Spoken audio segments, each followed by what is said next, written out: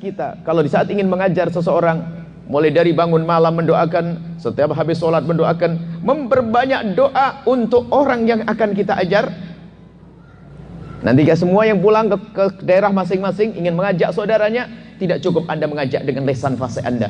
Anda harus membiasakan di tengah malam mengadu kepada Allah, ya Allah itu temanku, semoga bisa ikut bergabung dengan kami. Terus memandang mereka dengan pandangan kasih sayang dan cinta.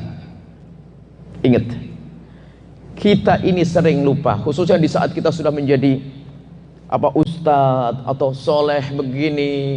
Rupanya setan masuk merusak kita dengan cara yang berbeda, yaitu kita mudah memandang orang lain dengan pandangan merendahkan.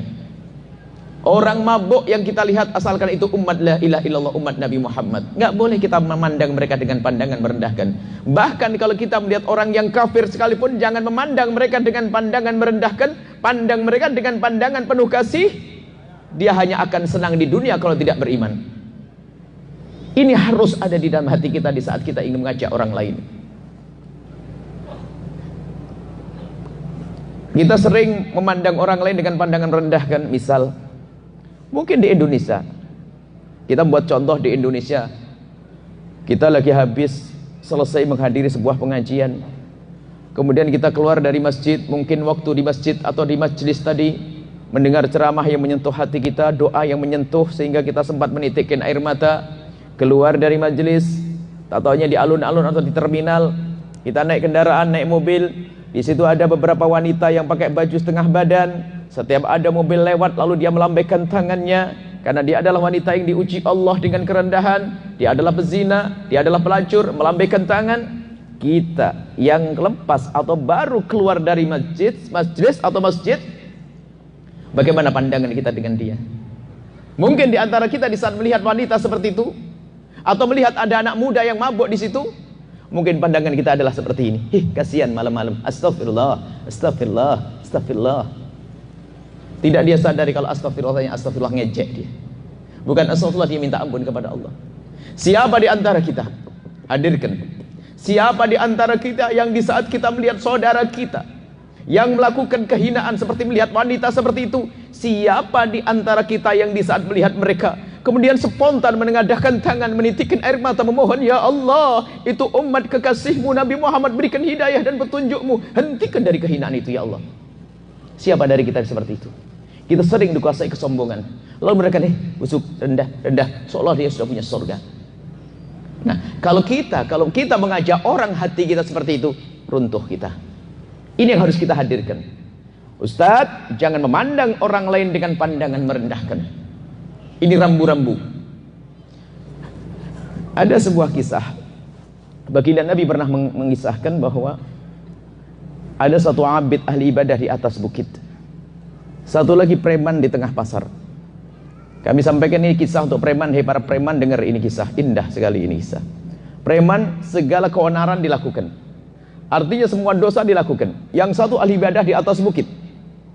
Ahli ibadah di atas bukit, kerjaannya hanya sholat, puasa, zikir.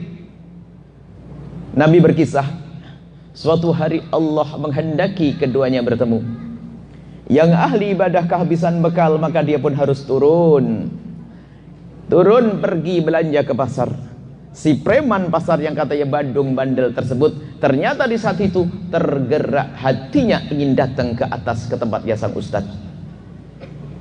Waktu bersamaan, yang dari atas sang kiai, sang ustadz turun, yang dari bawah sang preman pun naik. Mereka bertemu berpapasan di tengah jalan setapak. Di saat mereka berpapasan di tengah jalan setapak, sang preman itu sangat kenal dengan sang ustadz. Sama sang ustadz pun juga sangat kenal dengan preman, sebab dua-duanya adalah terkenal di kampung itu. Cuman yang satu terkenal dengan kebaikan, yang satu terkenal dengan kejelekannya. Rupanya sang preman itu di saat melihat sang kiai, sang ustadz ada di hadapan matanya dengan jubahnya berkibar, terkagum di dalam hatinya.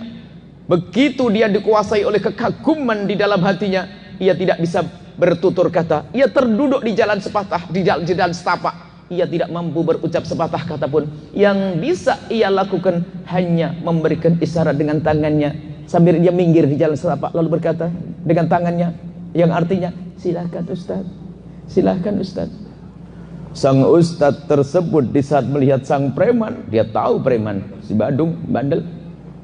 Di saat sang preman duduk di jalan setapak, apalagi mempersilakan, merasa dia berhak. Yang saya ustadz memang harus dihormati.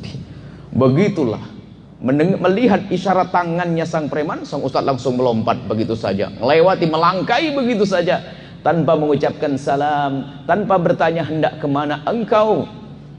Apa Nabi berkisah?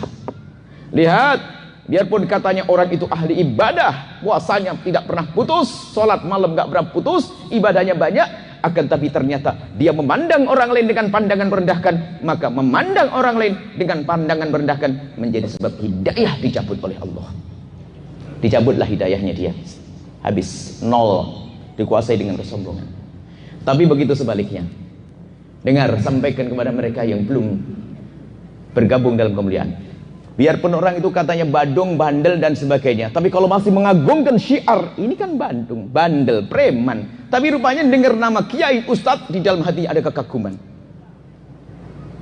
Maka diberi kabar oleh Nabi bahwasanya biarpun orang itu badung, bandel, tapi kalau dalam hatinya masih cinta kemuliaan, cinta syiar, cinta Nabi, cinta Al-Quran, cinta ahli bait, cinta sahabat Nabi, cinta ulama, mendengar nama ulama langsung, biarpun dia katanya badung, bandel, lihat, tunggu, akan ditarik oleh Allah dia kepada kemuliaan. Pasti. Kenapa? Tanda-tandanya mahabbah di dalam hatinya kepada kemuliaan, cintanya kepada kemuliaan, itulah yang menjadi sebab ditarik dan dilihat oleh Allah. Nah, maka dari itu jangan meremehkan siapapun. Biarpun kita sudah merasa soleh, merasa soleh, merendahkan orang lain, tidak soleh lagi. Ini rambu-rambu ya, Anda semuanya akan pulang dari tempat ini, akan mengajak orang lain, jangan pandang orang lain dengan pandangan merendahkan. Bermacam-macam ulah mereka, bermacam-macam perbuatan mereka. Akan tapi ketahuilah, itu adalah umat siapa? Umat Nabi Muhammad. Ada Imam Muhammad Al-Bakir. Ini loh menghidupkan hati dulu kita. Nggak ada artinya kita berceramah, mengadakan pengajian kalau hati kita masih mati. Maka hari ini akan kita hidupkan hati kita dulu. Imam Muhammad Al-Bakir, salah satu daripada cucu baginda Nabi. Kisahnya begini. Beliau lagi di majelis begini, kemudian satu orang menghadap, ya Imam, ada berita buruk Imam. Apa? Di kampung sebelah ada orang berzina. Mendengar kabar berita bahwa di kampung sebelah ada orang berzina, tiba-tiba sang imam tidak bisa menahan tangis, derai tangis, menangis terseduh-seduh. Lalu yang memberitahu ini ketakutan, ya Imam, kenapa engkau menangis? Apakah itu saudaramu, familimu? Bukan. Lalu kenapa engkau menangis seperti itu? Apa hubunganmu dengan dia? Imam sambil menangis berkata, yang aku ketahui bahwasanya kampung sebelah itu semua adalah umat la ilaha illallah. Maka di saat kau beritahu kepadaku kabar kalau ada di sana berzina, aku memang tidak kenal orang itu. Aku tidak pernah mengenal orang itu. Karena itu hidup di kampung, karena orang itu hidup di kampung itu, maka aku yakin dia adalah umat la ilaha illallah. Berarti ada umat Nabi Muhammad yang berzina. Aku tidak rela ada umat Nabi Muhammad masuk neraka. Kemudian dia menengadahkan tangan dan mohon, ya Allah, hentikan berzinaannya ya Allah, ampuni dia ya Allah, tutup aibnya ya Allah.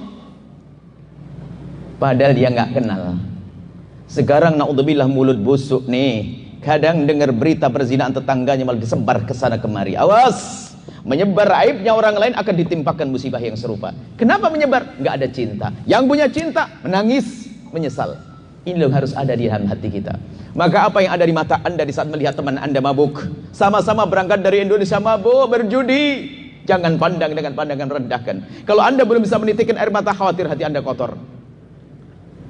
Biasakan hidupkan hati, semangat, ya Allah, temanku mabuk, ya Allah. Kalaupun belum bisa menangis, paling tidak di tengah malam Anda melakukan sholat 2 rakaat spesial buat sahabat yang masih mabuk. Mungkin satu kerjaan, satu kantor, satu rumah. Ya Allah, temanku itu ya Allah, jangan sampai dia pulang membawa dosa, membawa akhlak yang jelek, merusak keluarga. Ampuni dia ya. Perlu. Ingat, ini rumus.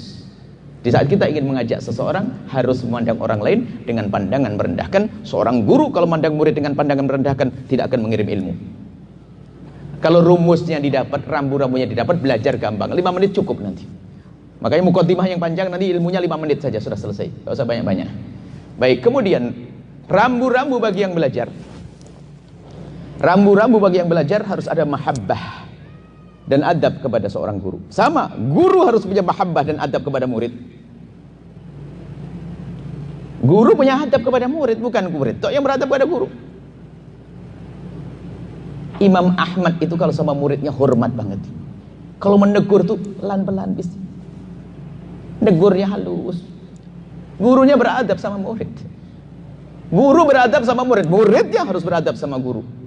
Jadi kalau bagi murid, kalau kita menjadi murid, apa yang harus ada pada kita agar ilmu mudah kita dapat? Sederhana, harus ada mahabbah, ada cinta di hati kita kepada sang guru, dan ada adab.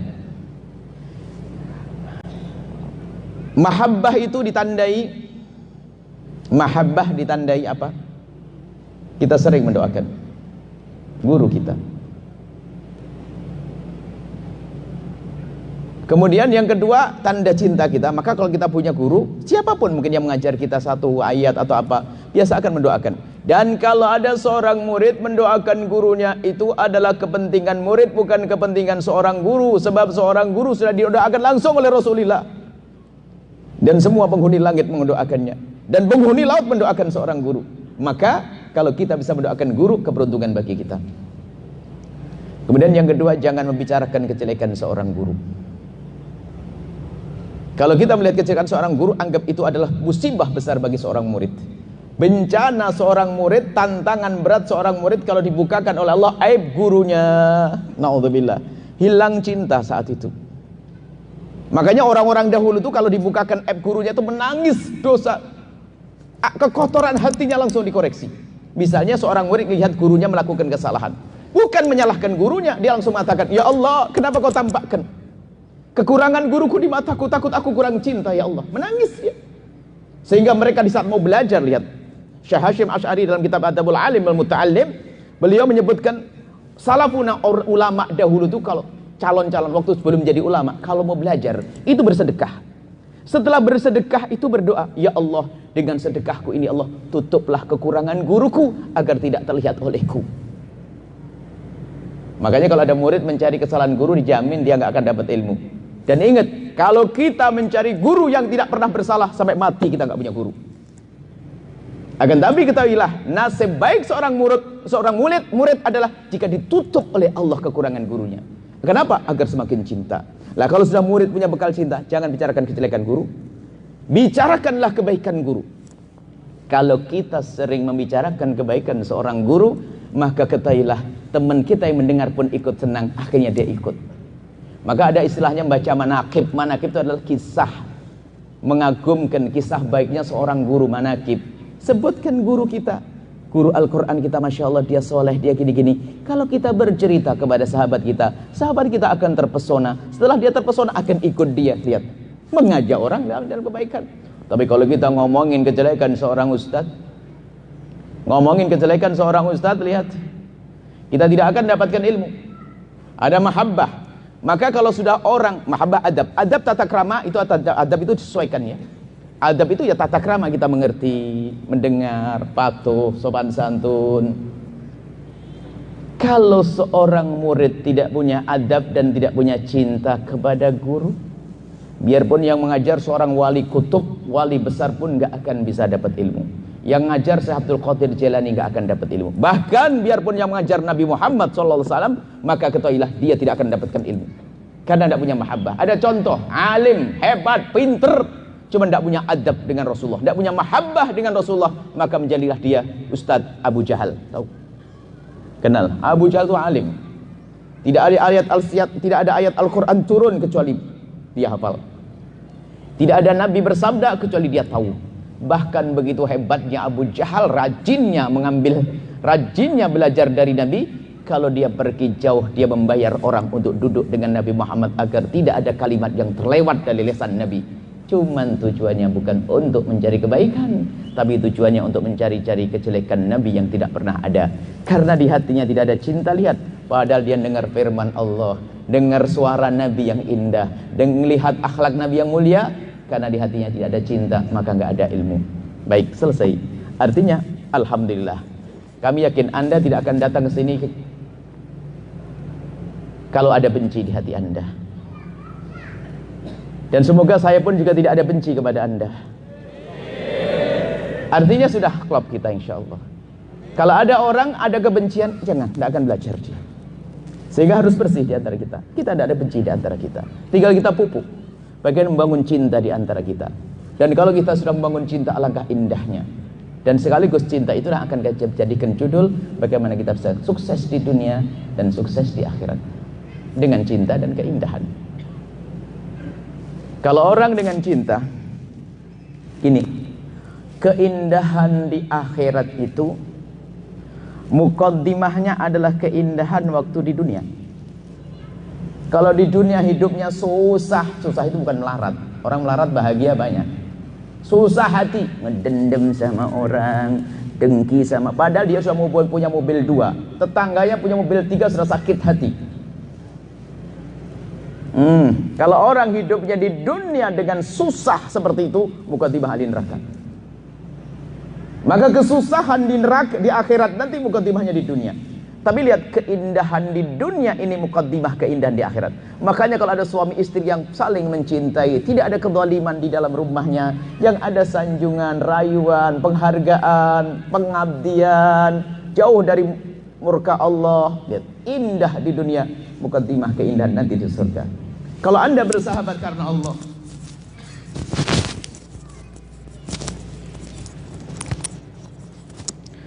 kalau Anda bersahabat karena Allah, coba Anda berlima, anggap saja 5, bersahabat karena Allah, alangkah indahnya.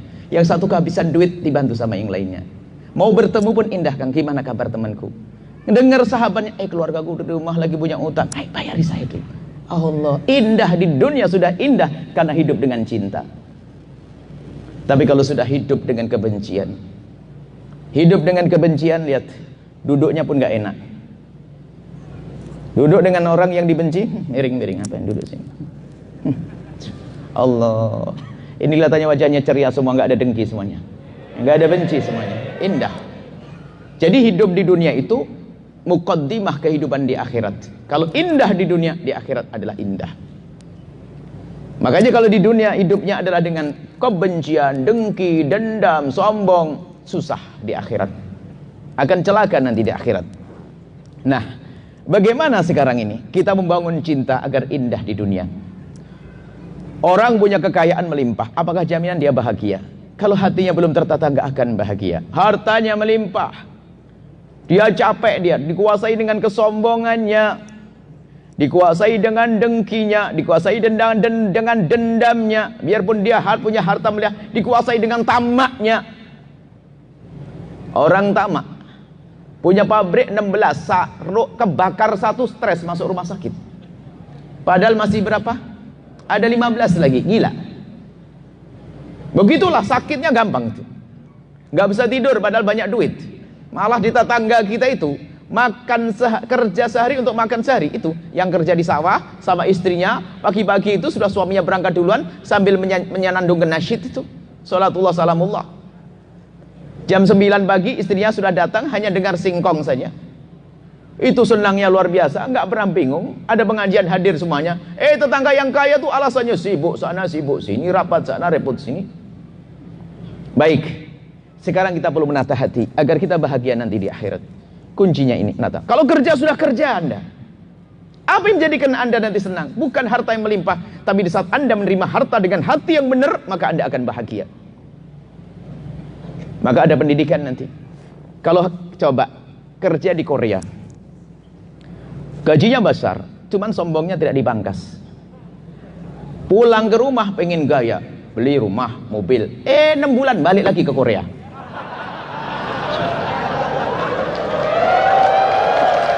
Nah, ini hakikat anak-anakku, adik-adikku semuanya. Coba kalau dia paham makna tawadhu, aku memang cari bekal untuk keluargaku. Sampai di sana nggak perlu sombong, nggak perlu mentang-mentang alumni Korea, nggak usah. Dia cukup pulang, apa adanya, balik gaya hidup kayak dulu biasa, makan ala kadarnya, pergi ke pasar biasa dan sebagainya, uang disayang-sayang, aman, tidak sombong lagi. Sebab biasanya kalau sudah kerja di luar negeri itu setannya di kepalanya. Korea. Ini mah baik semuanya, suka ngaji, soleh semuanya. Lihat, gimana bisa bahagia? Nggak bisa. Coba modal yang sudah ada gunakan kerja di sana. Memang gajinya di Korea tinggi, tapi gaya hidupmu niru gaya di Korea, di sana nggak laku, habis duitmu. Sudahlah, nanti kalau hidup di Indonesia bareng sama saya, makan ikan asin, jangan telo. Wah, ajib enggak? Sego Ampok sekarang Jawa Timur mulai ramai lagi. Yang Ponorogo Tiwul, ayo. Jadi maksudnya nggak usah lah gaya-gayaan action begitu ya. Lihat, kalau sudah dikuasai dengan kesombongan, nggak bisa, hidupnya susah. Jadi dari hati. Nah, makanya ilmu membersihkan hati, ilmu penting sekali, ilmu yang luar biasa. Begitu juga lihat, kalau sudah orang di dalam hatinya dikuasai dengan dengki, nggak cukup, nggak puas. Padahal sebetulnya sudah cukup sih. Dulu kan punya utang minus, punya utang 10 juta, bingung, akhirnya pergi ke Korea. Mestinya targetnya setelah bayar utang kan pulang, kan begitu? Mestinya begitu. Cuman dia dikuasai oleh dengki dan sombong tadi, lihat. Sudah kebayar utang, pengen nambah lagi. Aku udah bisa pulang, harus punya apa? Punya rumah, punya motor, punya ini, hayalannya begitu. Akhirnya tetap jauh sama istrinya. Jauh sama istrinya, jauh sama suaminya, jauh sama anaknya. Karena dikuasai oleh dia, pengen terus menguasai, mengikuti kesombongannya. Baik, ini adalah gambaran-gambaran. Kami sangat sayang kepada saudara-saudara yang ada di luar negeri. Mereka pejuang keluarga yang sesungguhnya. Berat meninggalkan keluarga itu, berat dan berat. Cuman di saat dia ditumpangi oleh kesombongan, sifat rakusnya, kedengkian, nggak mau ada orang lain lebih dari dia, sehingga sampai keluarganya kalah. Dia mengejar, harus kerja lagi, kontrak lagi, sampai tidak pernah, buru-buru, tak taunya sudah pada tua semua pulang. Semoga apa yang kami sampaikan ini menggugah hati, sehingga cepat pulang. Yang belum nikah cepat nikah, kemudian sukses di sana, sukses kan bisa. Yang sudah menikah cepat istrinya pada menunggu, anak-anaknya dan lucunya bisa nganterin anak pulang, masya Allah, sekolah. Tapi hidup sederhana ya, hidup biasa, jangan macem-macem. Jangan mentang-mentang hidup di luar negeri lalu sana gaya di sini, biarkan di sini. Di sana balik lagi kampung, saudara. Baju biasa saja, gara-gara bajunya sudah gaya baju Korea. Di sana baju Tegal Gubuk yang Cirebon. Ada Cirebon? Masya Allah. Baju saya Tegal Gubuk. Kalau di Korea saja kasih baju Korea ini. Baik, bismillah. Kemudian kami akan bangun masalah cinta, agar indah hidup itu bagaimana, agar jiwa tolong menolong itu ada, jiwa memaafkan itu ada. Itulah kebahagiaan di dunia. Kalau harta sudah mencari, Anda setiap hari mencari sudah, nggak akan bisa dihentikan Anda kerja.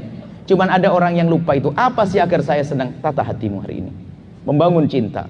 Bagaimana agar kita tidak punya benci di antara kita? Membangun cinta, alangkah indahnya cinta. Dan kalau orang sudah hidup saling mencintai dengan Allah, kita bayangkan dulu begitu menyedihkannya namanya kebencian dan kedengkian. Kebencian dan kedengkian. Kalau ada orang benci dan dengki, lihat tetangganya bangun rumah sakit hati. Padahal tidak ada debunya yang kena matanya, bukan batunya jatuh di kepalanya. Tapi lihat, dapat duit dari mana dia? Kok bisa bangun rumah? Cuman karena dia pejabat, dia bisa ngomongin, halah paling korupsi. Yang tahu dia pejabat, yang nggak tahu pejabat bukan, dapat duit, halah paling punya tuyul tuh. Ada aja orang iri, capek. Yang lagi punya benci sama capek. Benci tuh ngelihat rumahnya, ngelihat mobil yang bagus, norak. Mobil murah pada bagus, norak katanya. Lihat rumahnya, ngelihat anaknya, anak kecil nggak punya salah, anaknya dia tuh. Sampai ayamnya lewat, ayam dia tuh. Coba, capek betul hidupnya orang. Maka itu yang menghilangkan kebahagiaan di hati kita. Dan itu yang disyaratkan Nabi, dabba alikum da'ul umami qablakum awas. Yang menyiksa kalian ada penyakit terdahulu, orang terdahulu yang merayap di hati kalian, yaitu al-baghdha, ada kebencian. Ada benci di antara kita. Enggak ada cinta di antara kita. Kalau sudah tidak ada cinta, ada benci. Kalau sudah ada benci, nggak senang, semuanya tidak indah. Nah, wa yal halikatu, kata Rasulullah, dia pemangkas. Wala aqulu tahliku sya'ra, bukan memangkas rambut, walakin tahlikud din, tapi memangkas agama. Maka biarpun orang katanya alim, kalau hatinya dikuasai dengan benci dan dengki, seperti orang tidak punya ilmu. Tapi begitu sebaliknya, ahli surga itu siapa? Orang yang datang di surga, Allah ma'asalamatis sudur, qalbun salim, hatinya selamat. Orang kalau gak punya dengki, gak punya benci itu aman, tentram. Bahkan kebahagiaan orang yang mencintai itu bukan di saat menerima. Anda bersahabat berdua saling mencintai, lihat. Bukan di saat Anda diberi hadiah senang itu saja, bukan. Di saat sahabat kita memberi hadiah, kita menghargai, Masya Allah, Subhanallah, temanku memberi hadiah, ini hadiah dari teman baikku. Coba kalau hati kita benci, dikasih buah apel sama tetangga diciumi, ada apa ngasih-ngasih, jangan. Na'udzubillah, hati busuk, tersiksa, dikasih hadiah pun masih susah.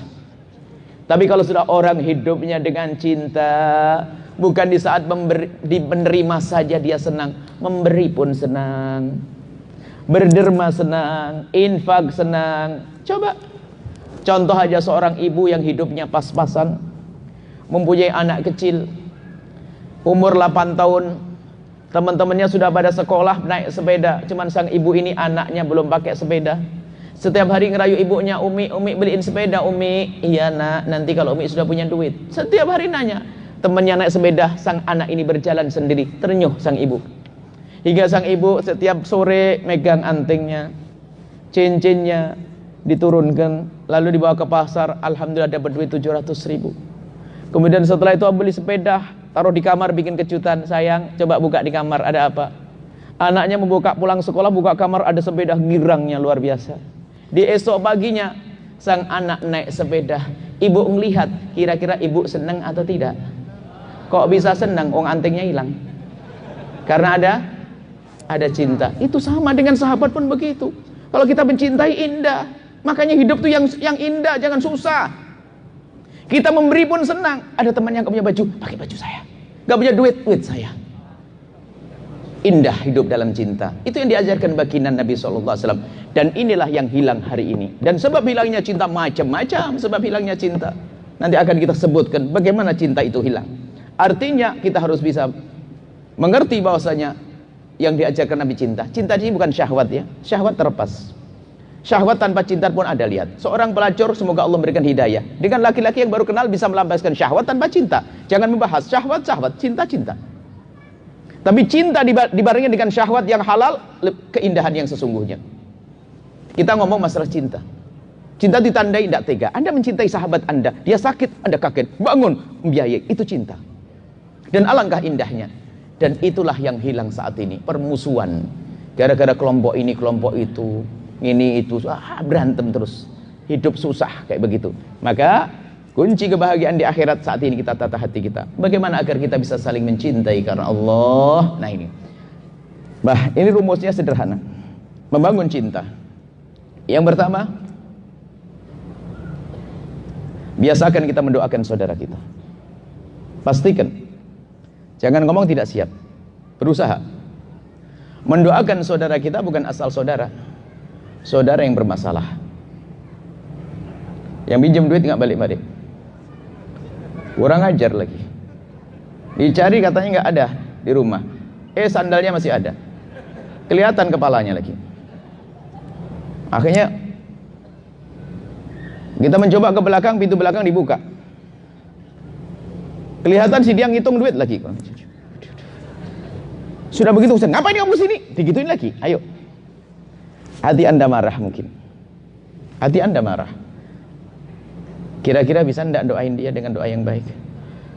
Ya Allah, semoga rezekinya tambah banyak. Bisa atau tidak?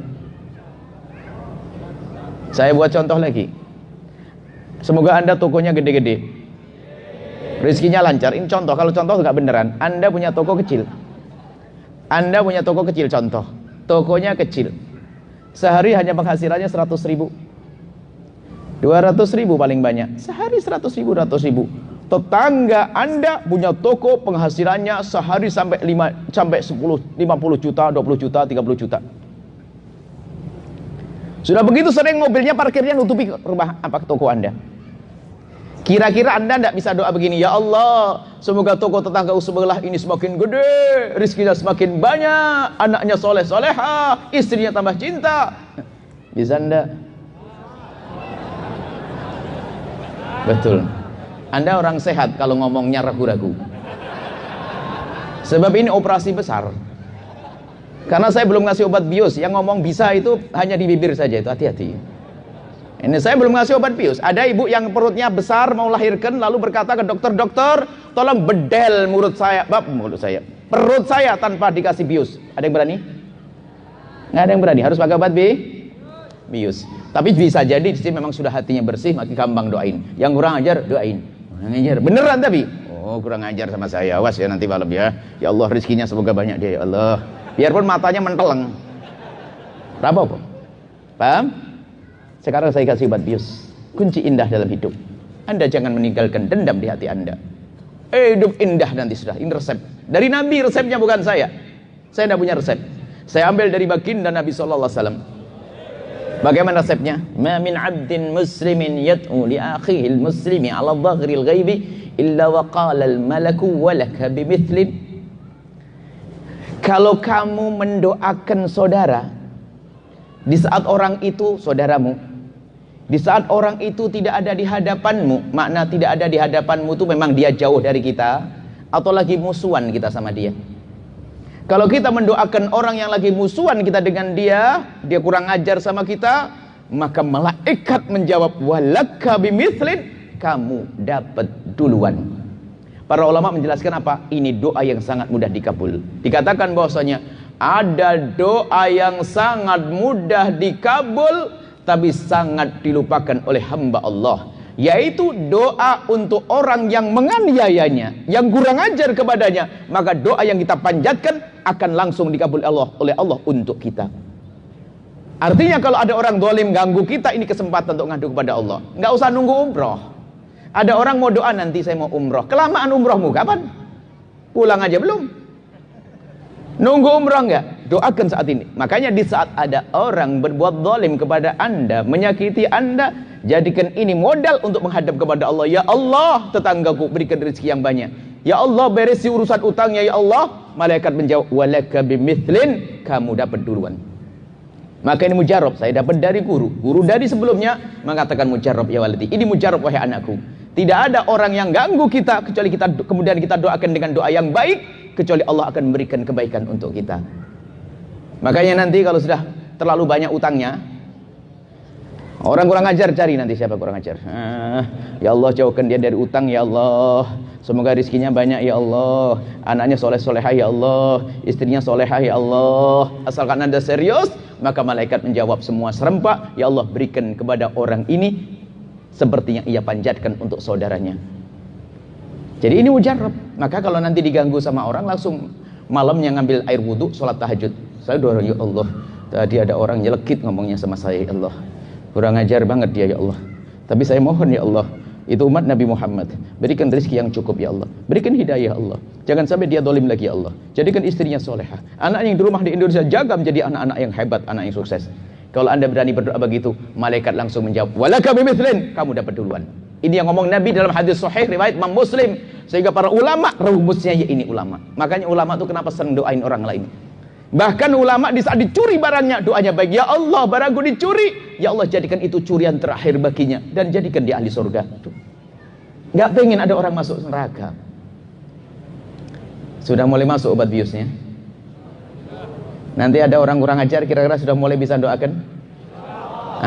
Sudah baru sekarang boleh ngomong begitu. Sudah dikasih obat bius, yakin itu, dan yakin mujarab, jangan khawatir. Doain. Makanya jangan ada musuh.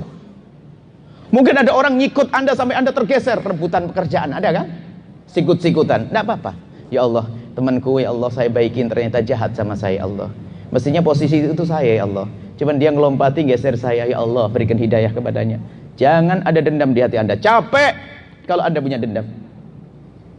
Bisa mendoakan? Yakin? Belajar ya. Nanti pulang ke rumah PR-nya ambil kertas. Catat itu orang-orang yang kurang ajar. Tidak, hakikat, ini bukan mainan, bukan guyonan. Kalau guyonan saya nggak datang. Belajar membersihkan hati. Ada orang para waliullah ditanya, berapa lama engkau belajar membersihkan hati seperti ini? Ada yang berkata, aku perlu waktu 20 tahun. Dipaksa biarpun hati masih marah, matanya masih merah. Ya Allah, kurang ajar banget dia, ya Allah. Ya Allah, semoga rezekinya banyak. Ya Allah, ya Allah. Masih marah dia sebetulnya. Cuma dibaksain lesan untuk mengucapkan kalimat yang baik. Jangan komentar yang jelek, jangan ngomong jelek. Akan terbangun cinta di hati Anda. Allah tahu kalau Anda sekarang lagi berusaha membersihkan hati. Biarpun hatinya masih belum cinta-cinta bener. Wong dia kurang ajar banget. Ngerebut waris, kurang ajar, menfitnah. Ya Allah, semoga saudaraku itu rezekinya banyak, ya Allah. Paksain. Janji Allah melalui lisan Rasulullah, walaka bimitrin, kamu mendapatkan yang sama. Kurang kuat obat biusnya.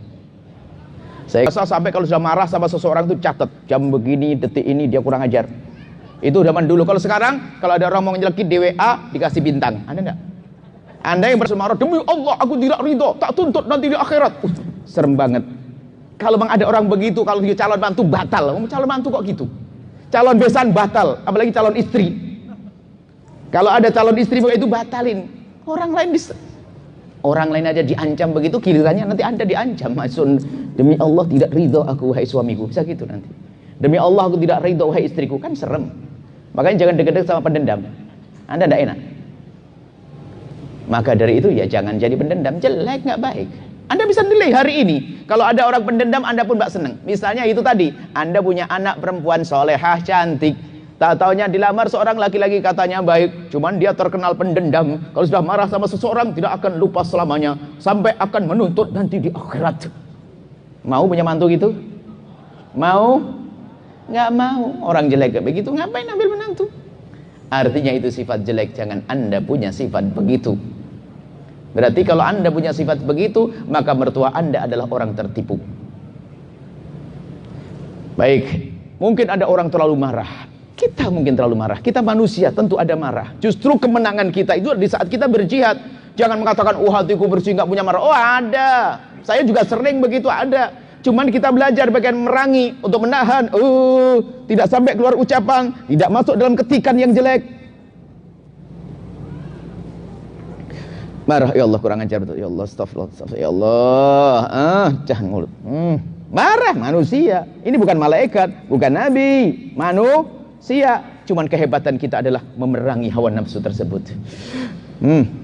Marah. Nah, sekarang kalau mungkin ada di antara kita yang kelas berat kayak begitu, pendendam. Kalau lihat sesuatu, demi Allah, aku tidak ridho, tak tuntut nanti di akhirat. Saya pernah berkisah tentang bagaimana dahsyatnya padang mahsyar. Coba Anda renungi ini. Dahsyatnya padang mahsyar. Dan Anda ahli iman. Kalau Anda bukan ahli iman, tidak akan datang ke tempat ini. Padang mahsyar, bumi ini akan dirubah oleh Allah. Dan bumi nanti yang untuk membangkitkan hamba-hamba Allah mulai dari Nabi Adam sampai akhir zaman, bukan bumi ini lagi. Dirubah putih, bersih. Dan matahari sejengkal di atas kepala. 1 mil. Mil itu adalah milnya celak. Panas sekali. Keringat deras mengucur. Macam-macam orang berjalan, ada yang berjalan dengan lutut, ada yang berjalan dengan kepalanya, macam-macam tersiksa di situ. Cuman di situ dengar di situ ada hamba-hamba Allah yang dipanggil oleh Allah, dan semoga Anda termasuk yang mendengar panggilan itu. Bagaimana Allah memanggil? Ainal mutahabbuna bi jalali. Allah memanggil. Ainal mutahabuna bi jalali, mana hamba-hambaku yang di dunia hidup dengan cinta, memangkas kedengkian dan benci di dalam hati. Al yauma udhilluhum yauma la dhilla illa dhilli. Sekarang akan aku beri perlindungan di saat tidak ada lagi perlindungan kecuali dariku. Kemudian Anda mendengar spontan. Yang bukan ahli mahabbah nggak akan mendengar seruan ini.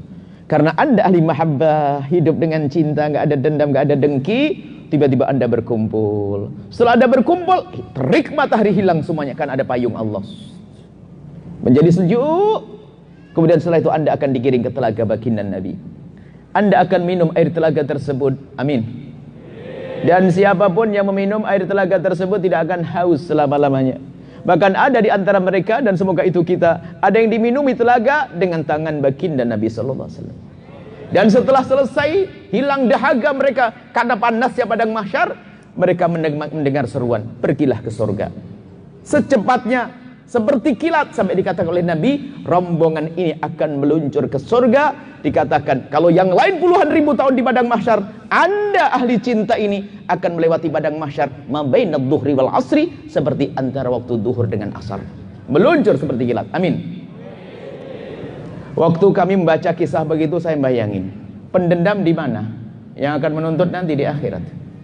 Saya kok ngedendam, tak nuntut di akhirat. Sekarang waktunya menuntut, mencari. Kau kurang ajar padaku ya, kau belum beres, sudah ketinggalan jauh.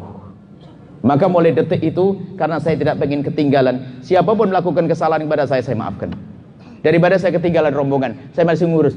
Sudah ngajar kau ya, kau nyaci saya, kau waktu komentar jelek sama saya di YouTube.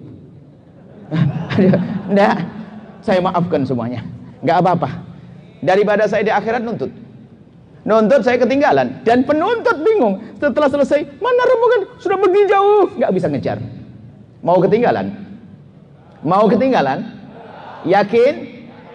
Hadirkan di hati yang pernah berbuat salah kepada Anda, biar tidak ketinggalan. Maafkan mereka. Kemudian lebih dari itu, Anda harus sadar, dia itu umat siapa? Umat Nabi Muhammad, yang Nabi setiap hari menangisi umat agar masuk surga. Kenapa Anda menginginkan masuk neraka? Kenapa Anda menginginkan dia celaka?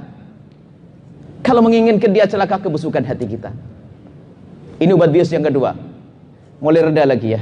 Sebesar apapun kesalahan dia, memang nanti punya hak kita menuntut di dunia. Misalnya sengketa tanah saya diambil, kita mengajukan ke mahkamah, tapi bukan dengan kebencian, dengan cinta. Kalau selesai kita kalah, tetap saudara. Kalau ternyata kita menang, ya jangan musuhan dengan dia. Kalau kita kalah, memang hak kita seharusnya kita ambil, tak karena pinternya dia, lalu kita kalah. Jangan jadi benci. Bahkan yang zalim kita doakan, ya Allah, dia telah berbuat zalim kepadaku. Kebetulan itu adalah tanahku.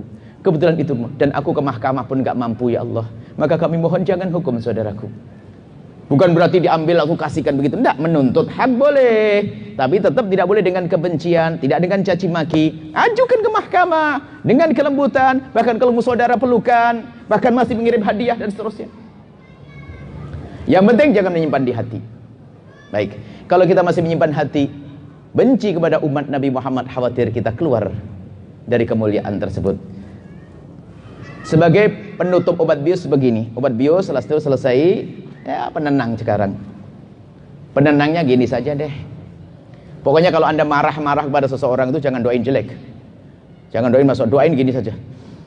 Ya Allah, kurang ajar bener dia, Allah. Allah, jadikan ahli surga ya Allah. Mungkin Anda nggak mau melihat dia karena Anda marah betul dengan dia. Ya Allah, cuman dia kurang ajarnya, keterlaluan ya Allah. Tapi saya mohon ya Allah, surgamu kan banyak, saya di atas, dia di bawah ya Allah. Biar saya tidak melihat dia. Ayo. Tapi doanya masih masuk surga. Lah doa gini kok nggak bisa? Jangan-jangan bukan ahli surga Anda. Ayo. Semarah apapun, semoga jadi ahli surga. Allah. Indah. Kalau sudah Anda megang kunci ini, kebahagiaan di dunia akan Anda dapat. Buahnya kebahagiaan di akhirat. Kemudian ini zaman-zaman rusak. Zaman mudah hati diadu. Zaman dulu aman. Berita yang ada di tetangga saja akan sampai kepada kita seminggu 2 minggu. Hari ini berita di Indonesia sampai Korea dalam waktu yang sama detik. Media sosial. Ini ada setannya banyak menjadi sebab kita bermusuhan. Ketahuilah kalau Anda puasa sebulan saja nggak buka WA sama nggak lihat YouTube. Biarpun nggak lihat YouTube-nya Buya Yahya nggak apa-apa. Anda puasa nggak ngelihat YouTube sebulan saja sama nggak WA, hati Anda akan tentrem. Karena banyak setannya di dalamnya. WA. Makanya nanti kalau calon menantu, kalau Anda punya anak laki-laki calon menantu, cari anak putri yang nggak seneng HP. Bingung. Bingung ya. Nah, ini guyonan, artinya guyonan beneran juga, tapi itu yang rusak. Nah, sekarang Masya Allah di media sosial, cinta terpangkas hilang, orang biasa caci maki. Apalagi ini adalah menjelang pemilihan presiden, lihat bermusuhan, padahal ini umat Nabi Muhammad, ini umat Nabi Muhammad. Masya Allah, kenapa seperti itu? Itu setan yang berbisik. Yang mendukung nomor 1 umat Nabi Muhammad, yang mendukung nomor 2 umat Nabi Muhammad. Lah kok bermusuhan? Anda harus sadar, kalau mbahmu panjang umur semoga, kalau mbahmu mati yang datang siapa? Pak Prabowo atau Pak Jokowi? Tetangga kita yang datang. Kenapa kita musuhan sama tetangga gara-gara Pak Prabowo sama Pak Jokowi? Jangan mau tertipu oleh setan. Kalaupun kita harus berbeda, tapi jangan bermusuhan. Berbeda semua dengan ijtihadnya. Dengan ijtihadnya. Karena waktu ada beberapa ulama yang datang kepada kami dari kelompok nomor 1, ulama kepada kami datang nomor 2. Semua dengan keyakinan kalau itu benar. Semua dengan keyakinan benar, sampai dengan berani mengatakan, "Buya ada di mana?" Serem saya ditodong begitu. Wah, ini masuk majelis saya, masuk rumah saya pakai todong-todongan begitu. Saya jawab sederhana, "Pak, jangan khawatir Pak Yai, saya ada di hatimu. Saya mencintaimu, selesai." Lah tadi kan tidak enak ribut di sini. Yang satu mempertahankan begini, sampai bermusuhan. Padahal kalau nanti setelah pemilihan presiden ini mereka makan bareng, kitanya bulat berantem, musuhan. Naudzubillah. Jangan mau dibohong oleh setan. Ini bahaya sekali. Gara-gara media sosial. Sekarang orang awam berani mencaci ulama, mencaci habaib, mencaci tokoh. Sudah terbiasa, karena hidupnya sudah biasa mencaci. Biarpun di media sosial jangan main-main. Kalau sudah ini terbiasa mengetik yang jelek, nanti dia sama kawannya pun ngetik yang jelek, sama istri yang ngomong jelek, rusaklah hidup. Mau bahagia bagaimana? Punya gunung emas tetap nggak bahagia, hatinya kotor. Maka harus berjanji kita. Berbeda pilihan, nggak boleh bermusuhan. Bahkan kemarin kita di mana, di beberapa tempat, kita di Tangerang bersama, di Majim, di beberapa tempat saya ajak ikrar bersama, semuanya berjanji. Mau berjanji? Berjanji ya? Siap. Berjanji pokoknya nanti setiap malam, setiap saat mendoakan saudaranya yang berbeda pilihan dengan Anda. Jangan mencaci. Siap? Kalau pengen selamat, kalau Anda selamat cepat bubar sekarang. Kalau nggak pengen selamat, bubar sekarang. Pokoknya berbeda, adik mungkin, kakak, paman, pokoknya yang berbeda Anda doain, ya Allah dia berbeda denganku. Kalau memang Anda yakin dengan pilihan Anda, doa, ya Allah berikan dia hidayah. Selesai. Masih ngirim hadiah. Jangan sampai mencaci melalui WA. Ini kakak adik musuhan, satu keluarga berantem melulu. Masya Allah, gara-gara pilihan presiden. Mau kemana? Mau diadu domba sama media. Media itu ada yang benar, ada yang salah, ada yang benar, ada yang salah. Oh, saya ngomong begini saja ada yang ngaco. Wah ini Bu Yaya itu bunglon. Apa saya jadi bunglon masuk neraka. Yang penting selamat deh. Bunglon bagaimana? Saya tegas. Saya terenyuh kalau melihat umat Nabi Muhammad bermusuhan. Orang awam mencaci, lihat umat. Kadang orang menyanjung saya, tapi mencaci ulama lain saya nggak bangga. Coba, saya itu paling nggak seneng lihat komentar. Kalau saya YouTube keluar komentar, saya nggak seneng. Bukan nggak seneng, karena kadang-kadang menyanjung, wah Buya Yahya begini-begini, bukan seperti ustadz itu. Ngapain nyaci mereka orang? Menyacinya itu menyakitkan. Itu ustadz, ulama. Kalau sudah berani mencaci ulama, mencaci temennya pun sangat mudah, mencaci keluarganya sangat mudah. Karena apa? Sudah terbiasa dengan kekotoran, kejelekan. Maka jaga lisanmu, jangan gunakan untuk mencaci siapapun. Kalau seandainya seumur hidup kita tidak mencaci Fir'aun sama Abu Jahal, kita tidak dosa. Dengar? Jelas ya? Mencaci saudara. Berarti kalau kita sudah dengan modal gudang, sudah kita siapkan, kita punya gudang caci maki, berapa kali kita harus caci maki? Sebab nanti ada pilihan kuwu, lurah, pilihan bupati caci maki, pilihan gubernur caci maki, pilihan presiden diulang 2 kali caci maki. Ayo, mau hidup kayak apa? Bahagia di mana? Di dunia capek, di akhirat capek. Bangun cinta yuk dengan saudara. Baik, kalaupun berbeda, kalaupun Anda berbeda, jangan bermusuhan, jangan mencaci. Berbeda hadapan, makan bareng terus. Bahkan mungkin sekarang sering ngajak apa namanya, ngajak traktir, ngaton traktir yang beda-beda itu. Karena mungkin Anda punya keyakinan ingin mengajak kepada Anda, dia biar kebawa kepada Anda yang keyakinan Anda baik. Bukan caci maki tidak mengundang hati. Caci maki tidak membawa hati. Mungkin Anda dengan penuh keyakinan bahwasanya yang Anda pilih adalah benar dengan ijtihad Anda, dengan pilihan Anda, maka Anda baik-baik dengan yang berbeda dengan Anda. Pertama, kalau dia tidak ikut, tidak jadi musuh Anda. Kalau dia ikut Anda, alhamdulillah dia ikut Anda. Selesai. Ini di dua kelompok ini adalah ulama-ulama di dalamnya. Muslimin yang polos di kampung-kampung. Maka ini ceramah ini harus kami suarakan setiap saat akhir-akhir ini. Ini ceramah yang sangat dibutuhkan hari ini. Jangan bermusuhan, berjanji insyaallah ya, siap? Untuk mendoakan kebaikan siapapun yang berbeda pilihan. Siap? Siap? Kalau kita mendoakan dia dengan doa kebaikan, kita dapat pahala dari Allah. Maka kalau sudah berani doakan doa kebaikan, tidak akan komentar. Jangan ngetik jelek, jangan komentar jelek di hadapan Allah. Jadi Anda memilih siapapun yang Anda pilih, Anda tidak dosa di hadapan Allah. Itu yang terpenting. Yang kedua adalah siapa yang akan membisikkan kebijakan kepada mereka. Biarpun itu orang baik misalnya, atau saya sendiri, tapi jangan didoain jadi presidennya. Seandainya Anda yakin saya baik menurut Anda, tapi kalau yang di kiri kanan saya tidak baik, jangan pilih saya. Mungkin di sini Anda bingung. Semuanya dikerumuni orang baik dan juga dikerumuni orang tidak baik. Namanya jabatan itu seperti itu. Ada yang baik, ada yang tidak baik. Anda bingung di situ. Anggap saja yang dua bingung.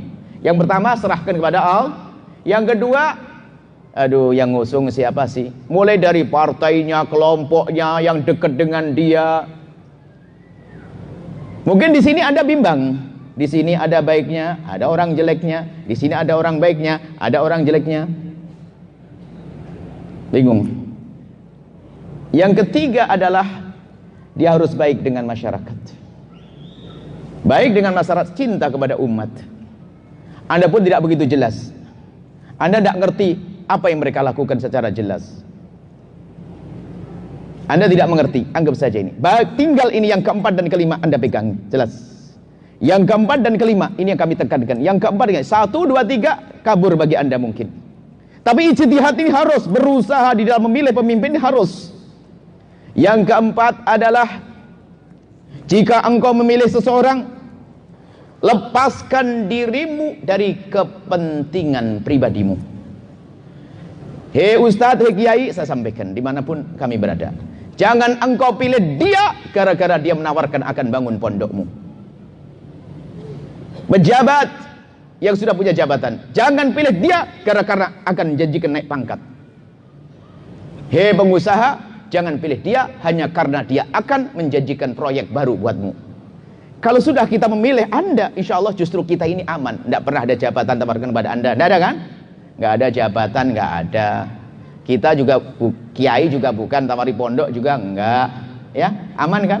Tawari pondok jadi aman. Yang bukan kiai aman. Bukan pejabat aman, kerja di Korea aman ya. Kemudian yang ketiga Pak, pengusaha besar juga bukan. Tapi kalau Anda memilih dia, biarpun itu benar orang itu benar, orang soleh, orang baik, layak jadi presiden, kalau Anda memilih dengan niat jelek, nggak ada nilainya bagi Anda. Bebaskan kepentingan pribadi. Ustadznya jangan pengen dibangunkan pondok. Kalau nggak pantas. Yang bangun pondok Allah nanti yang bangunkan. Ini perlu keberanian seorang ustadz ngomong begitu. Makanya kalau ustadz terbelip, rusak umat lebih besar lagi. Anda ustadz kok ternyata milih seorang presiden gara-gara tawaran sesuatu, Anda rendah, batal jadi ustadz, nyangkul saja di sawah masuk surga. Ini yang pertama. Pejabat juga begitu. Pejabat juga sama. Kadang-kadang jangan sampai memilih seseorang hanya karena ingin mempertahankan jabatannya atau ditawari, kamu nanti jadi apa. Kalau Anda memilih orang tersebut karena tawaran tersebut, maka Anda rendah. Jangan jadi pejabat. Anda tidak mampu jadi pejabat karena Anda telah menjual jabatan Anda atau menjual agama demi jabatan Anda. Yang ketiga adalah mungkin proyek. Nanti gampanglah kalau dengan saya, nanti usaha lancar deh. Makanya menangkan saya ini nomor 5 loh ya. Jangan lupa nomor 5, nomor 1. Nah, kalau sudah kita benar-benar, ini yang keempat. Yang keempat, bebaskan dari kepentingan pribadi. Yang kelima adalah jujur kepada Allah. Seringlah mengadu kepada Allah, minta kepada Allah. Bohong kalau Anda menyerukan kemuliaan Allahu Akbar, Shallu ala Sayyidina Muhammad, ternyata malamnya tidak pernah ngadu kepada Allah. Termasuk panjatkan waktu kunut nazilah, panjatkan waktu tengah malam, panjatkan waktu khutbah Jumat. Ya Allah, kirimkan kepada kami pemimpin yang baik. Kalau sudah Anda meminta seperti itu, lihat pemimpin yang baik, jadi Syarat yang cara yang keempat dan yang kelima kok Anda pegangi. Aku memilih bukan karena tawaran apapun. Aku memilih karena ijtihadku yang aku mengerti sesuai dengan informasi masuk kepadaku. Biarpun bohong nggak urusan itu. Yang penting informasi masuk kepadaku yang harus aku pilih adalah nomor 5. Kemudian aku tidak mengharap apapun setelah aku memilih. Kemudian aku sudah mengadu kepada Allah. Anda coblos. Kalaupun ternyata yang Anda pilih salah, dia penjahat, Anda tidak dosa. Kenapa? Anda dengan ijtihad. Ini perlu dihadirkan.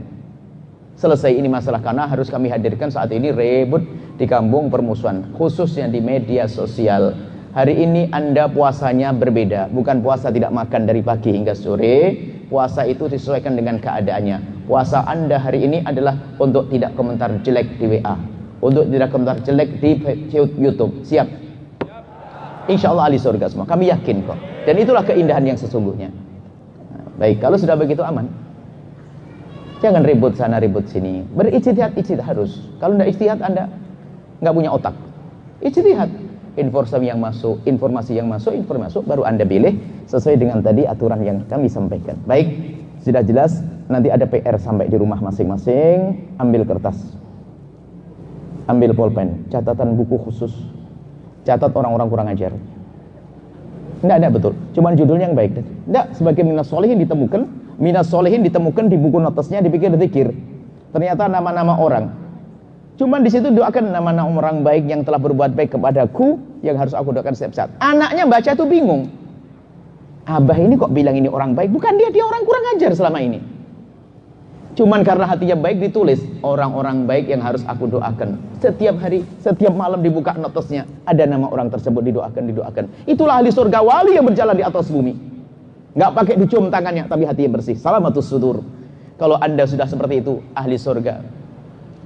Ahli surga, biarpun ibaratnya sholatnya 5 waktu tok tadi, puasanya Ramadan tok, nggak pakai sunnah-sunnah, tapi kok hati Anda bersih, ahli surga. Jangan kebalikannya. Sholat malamnya Masya Allah, habis tahajudan komentar di WA yang jelek, komentar YouTube jelek, marah musuhan sama tetangganya, mau ke surga kemana ini? Sama adiknya urusan waris nggak beres-beres. Kalau seandainya Anda itu berani mendoakan orang yang berbuat zalim kepada Anda, mustahil Anda berbuat zalim. Kalau Anda sudah berani mendoakan kebaikan saudara Anda yang mengambil waris Anda, mustahil Anda mengambilnya. Kenapa? Anda sudah punya kasihan kepada seseorang, pasti Anda lebih kasihan kepada diri Anda sendiri. Inilah insya Allah ya, modalnya modal hati, bersih hati, jangan punya musuhan dengan saudara. Pokoknya kalau ada orang kurang ajar kepada Anda, doakan. Dan yakini ini adalah ilmu. Ilmu dari baginda Nabi SAW. Kami hanya menyampaikan saja. Loh, apakah Buya sudah bersih? Oh enggak, saya sama, kurang lebih lah kita ini. Cuman kita ayo belajar bareng. Biar enak hidup ini. Ketemu lihat, kalau orang tidak ada benci, ketemu senang, Masya Allah. Tapi coba kalau benci, sumber. Sungutnya berdiri, kumisnya berdiri. Sholat aja musuhan ada ulama. Allahu Akbar. Ahli neraka itu. Kurang ajar tuh, siapa itu? Ini beda dengan saya tuh. Urusan ibadah sampai jadi permusuhan. Ini pemilih nomor berapa ini? Ini naudzubillah ya. Ayo baik hati ya semuanya. Indah semuanya. Cukup kita buka tanya jawab insyaallah. Insyaallah ini ada permohonan. Termasuk Anda sudah punya rezeki, dimudahkan Allah, kerja di sini dapat gaji. Sisihkan uang untuk kemuliaan. Ini ada kotak keliling. Memang kalau kami di Indonesia tidak pernah ada kotak keliling. Kami tidak pernah mau ada kotak keliling. Yang mau surga itu mahal biar mendatangi kotak. Cuman di sini dirubah karena memang lapangan kebaikan di sini kan tidak banyak, tidak ditebar di mana-mana. Kalau di Indonesia kan banyak program, ada TPQ di mana-mana, ada musola di mana-mana. Maka di sini paling tepat, nggak apa-apa. Nanti akan diputar kotak amal dan niatkan. Saat Anda memberikan, niatkan untuk orang-orang yang kurang ajar kepada Anda. Dimulai hari ini. Kemudian setelah itu untuk orang yang sangat Anda cintai, langsung dikabul oleh Allah. Pertama, niatkan, ya Allah, aku akan menyumbang berapa won. Ini Allah untuk orang itu ya Allah, semoga kau lembutkan hatinya, kau ampuni dia ya Allah, dia kurang ajar sama saya ya Allah, pinjam utang belum balik-balik ya Allah, dan anakku jaga ya Allah, istriku jaga ya Allah. Karena untuk membangun masjid, untuk bangunan masjid permanen, pembelian tanah, kalau ini jadi, lihat, Anda harus jadi orang cerdas. Kalau Anda jadi ahli ibadah, sholat semalam itu paling banyak berapa rakaat? Nggak tahu, 6, 7, 8, 9. Tapi kalau Anda punya program bangun masjid atau pondok pesantren, nanti setelah bangunan masjid, nanti bangun pesantren Al-Bahjah nanti. Kalau Anda bangun masjid atau pondok pesantren, lihat, sebanyak orang beribadah di tempat itu, Anda akan mendapatkan pahalanya. Yakin, Allah akan kasih. Kalau kita mengandalkan amal kita sangat sedikit sekali. Amal kita sedikit. Sholat qobliyah ba'diyah saja sering bolong-bolong ba'diyah qobliyahnya. Tapi kalau kita sudah membangun masjid, man bana lillahi masjidan banallahu lahu baitan fil jannah, akan Allah bangunkan rumah di surga, termasuk membangun sesuatu untuk ngisi masjid, madrasah, pesantren dan sebagainya. Maka ini jangan ragu, sisihkan. Dan untuk tobat misalnya, ada tobat. Mungkin ada yang ya gimana, saya pernah nyumbang di hura-hura yang haram, gimana nih? Pernah ya? Pernah kan ada ya? Ada, semua dari kita punya masa lalu yang jelek, ada yang jelek. Ya Allah, saya sering dulu nonton konser apa ya Allah, ya, saya kan tobat. Dulu nonton konsernya bayar berapa misalnya? Ya? 20. Karena tobat 2 kali lipat. Oh iya dong, tobat, ngaku tobat. Kalau enggak ada bener tobatnya.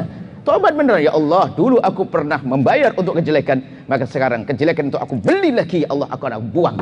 Bayari. Karena Allah, tobat. Sehingga nanti Allah akan berikan hiburan kepada Anda segala kemuliaan. Jadi masalah hadir selawatan tentram hatinya, melebihi daripada saat hadir di tempat-tempat yang haram. Tiba-tiba menghadiri majelis kayak begini senang, pulang dengan penuh kegembiraan. Yang punya kebahagiaan adalah Allah, ya. Ini nanti jadi untuk infak kotak keliling sekarang, untuk bangun masjid permanen, pembelian tanah. Insyaallah, bismillah, niatkan. Kalau perlu buka dompetnya nggak usah dilihat.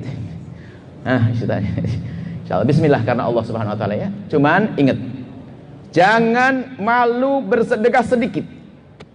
Yang malu bersedekah sedikit, calon bakal orang sombong. Kalau memang mampu mau sedikit-sedikit. Kemudian jangan gengsi dengan sebelahnya. Awas. Kalau sebelahnya, kalau Anda gengsi dengan sebelah ngasih nggak enak, saya jadi ngasih. Berarti Anda sedekahnya karena sombong-sombongan. Berarti ada dengki juga aja. Jadi memang Anda memberi karena Allah. Bukan kan ada ya, makanya saya kenapa? Kalau nggak mau kotak amal dikeliling, kenapa? Kadang-kadang mula-mula nggak mau ngasih duit dia, cuman gara-gara temannya sebelahnya ngasih, jadi nggak enak, kepaksa. Bahkan ada yang bohong, digerain dok kulanya, kek. Loh, berarti bukan karena Allah, tapi ingat karena Allah. Kalau sudah karena Allah, niatkan keluarga yang di rumah agar dijaga. Bismillah, sambil dijalankan, sambil saya ngomong, insyaallah.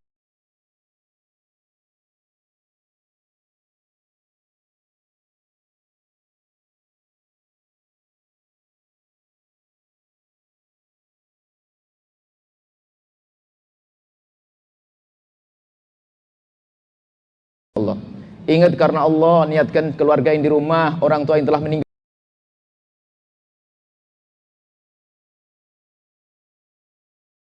dunia agar sampai semuanya. Bismillah, karena Allah. Dan juga minta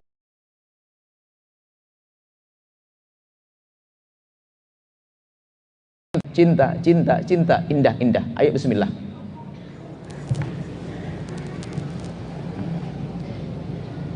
Allahumma salli wa sallim ala sayyidina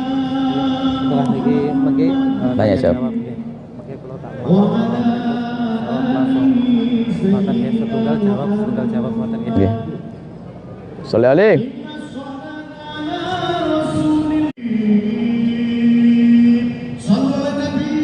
Sholli alaihi.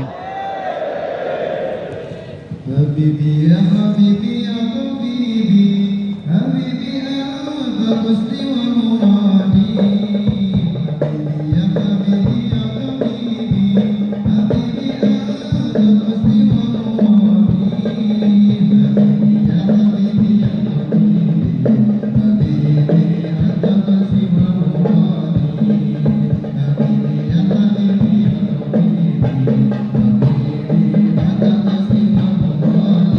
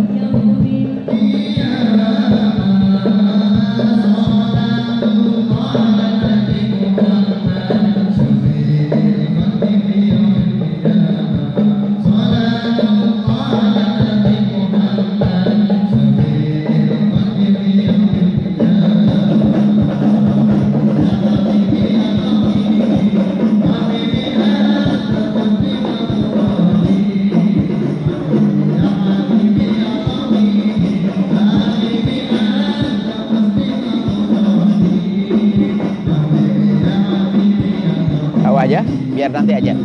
Bawa aja. Bawa aja biar. Ya. Makasih.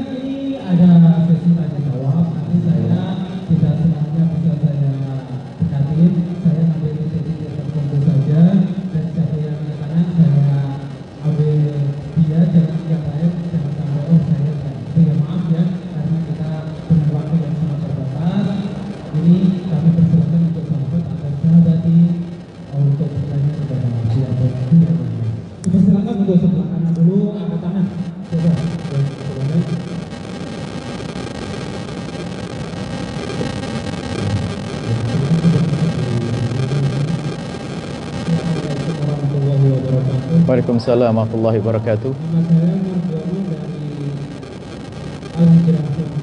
Asli? Asli mana? Masya Allah.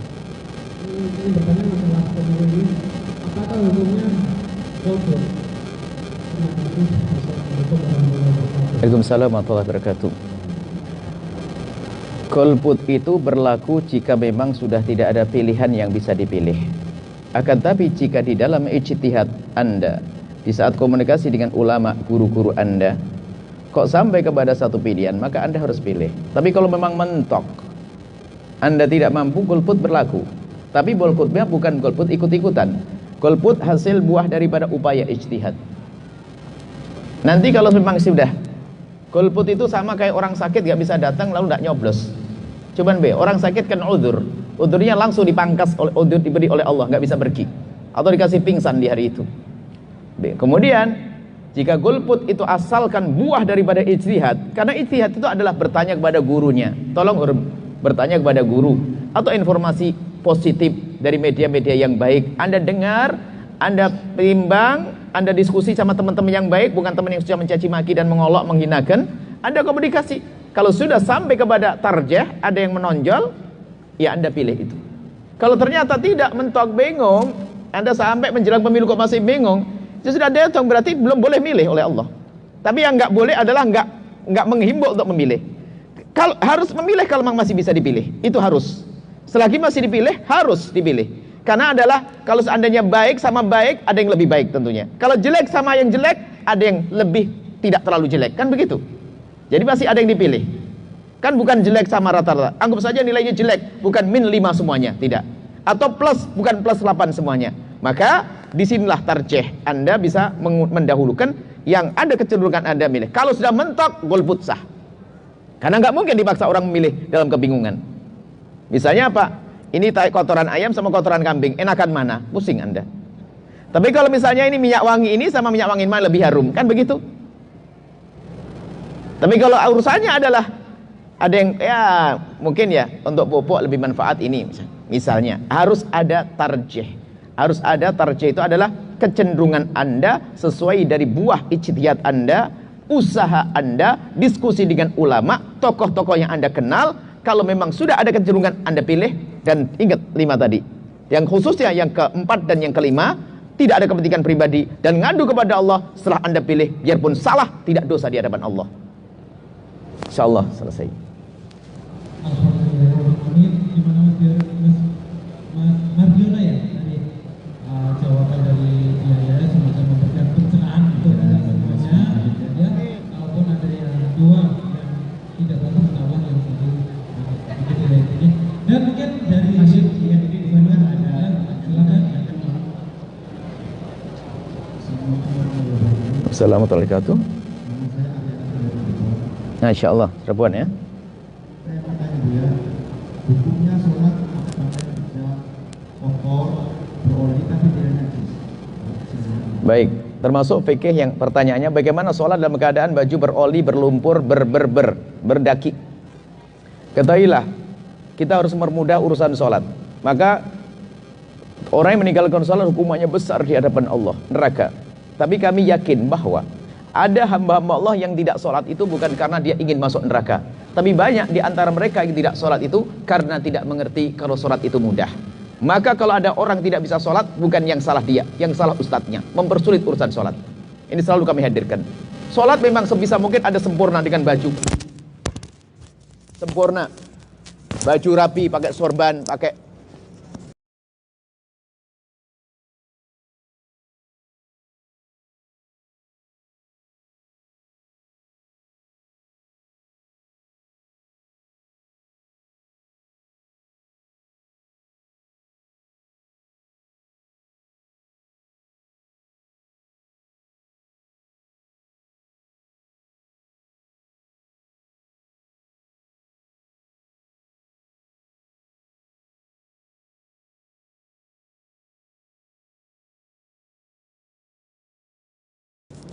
sunnah meletakkan sesuatu di pundak, penutup kepala, baju rapi.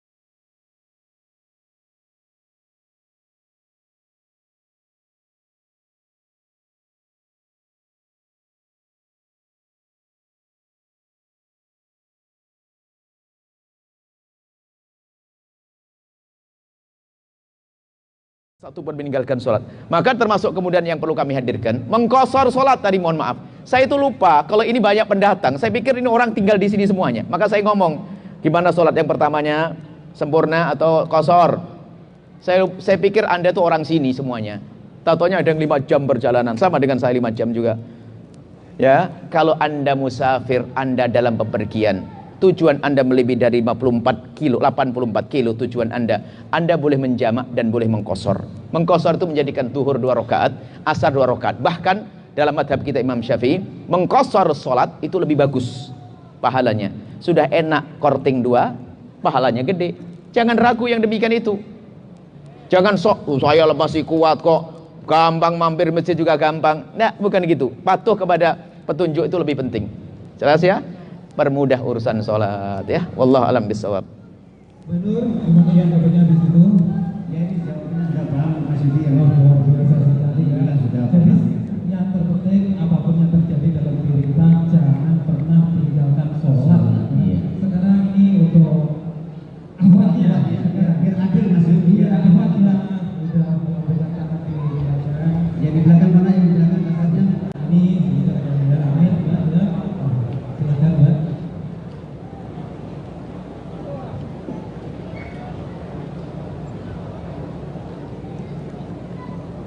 Silakan. Assalamualaikum warahmatullahi wabarakatuh. Waalaikumsalam warahmatullahi wabarakatuh. Saya Nani, asal dari Jumbo, aplikasi Jumbo, asal dari Demak, Jawa Tengah. Ustaz, tolong beri saya kiat-kiat menjadi wanita solehah yang tetap istiqomah. Itu saja. Assalamualaikum warahmatullahi wabarakatuh. Sudah nikah belum? Belum nikah? Pak, sudah nikah belum? Alhamdulillah sudah. Alhamdulillah. Jadi gini, ada beda. Kalau sudah menikah dengan belum nikah, petunjuknya beda. Jadi gini, semuanya, tidak pertanyaan satu tapi jawaban untuk semuanya. Istiqomah itu tidak cukup kita menguatkan di dalam diri kita. Kita ingin istiqomah, bisa tapi berat.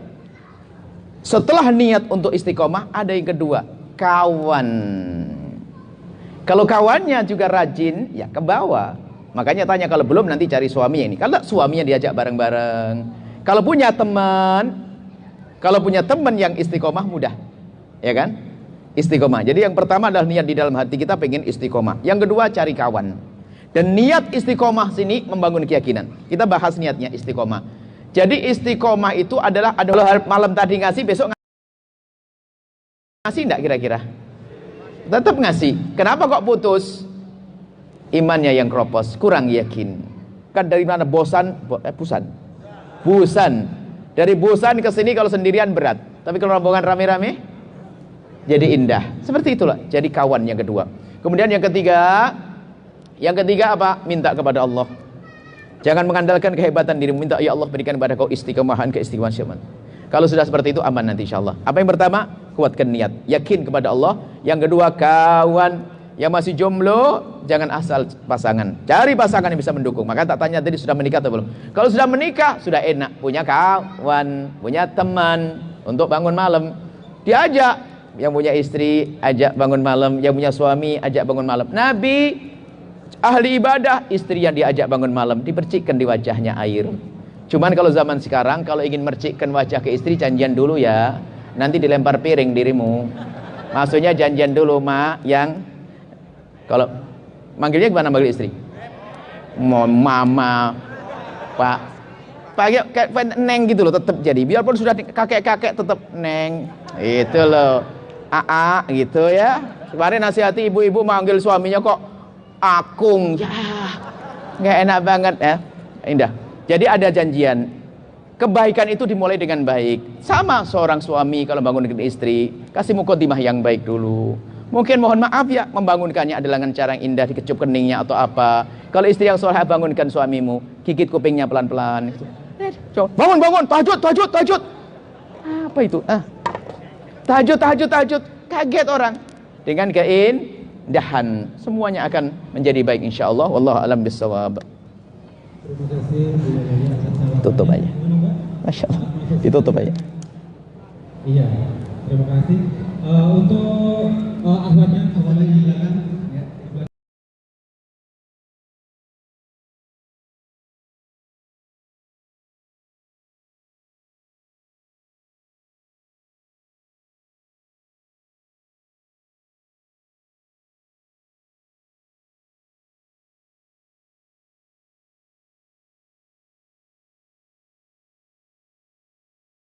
Ibu tadi yang sudah tinggi, sudah duluan ibu yang pakai baju mulai tadi itu. Nanti kasih lebih dulu yang silakan. Assalamualaikum warahmatullahi wabarakatuh. Biarkan. Mohon maaf. Saya tidak pernah minum kalau ada. Silakan. Miknya kayaknya perlu ditukar ya, kurang kencang.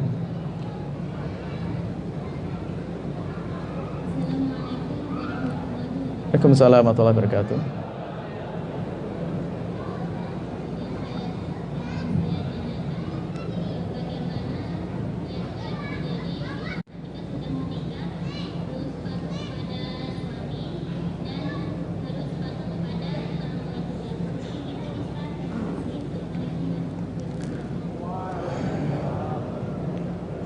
Ketahuilah bahwa keberkahan hidup itu adalah di saat kita bisa berbakti kepada orang tua.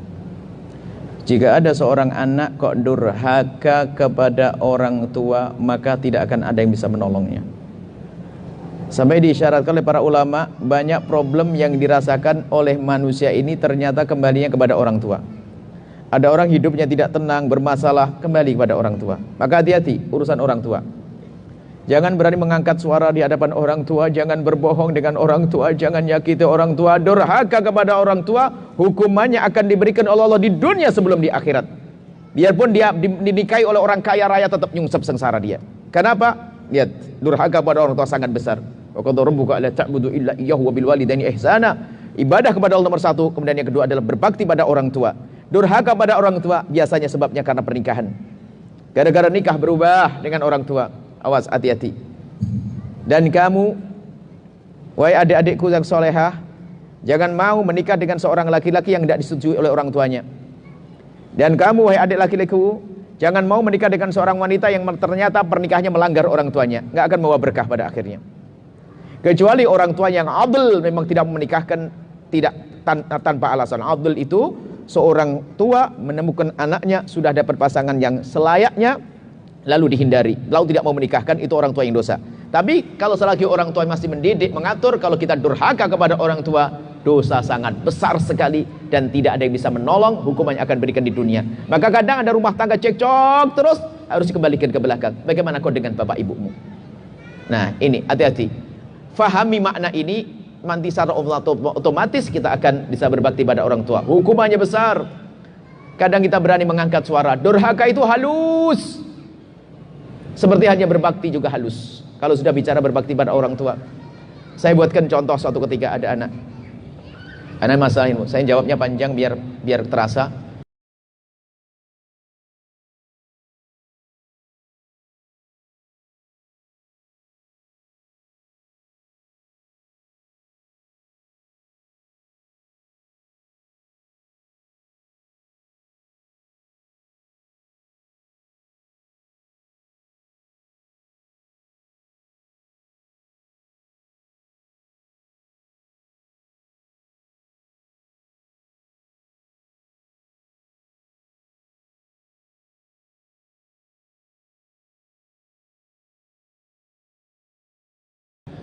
Suatu ketika ada seorang anak mau berangkat sekolah,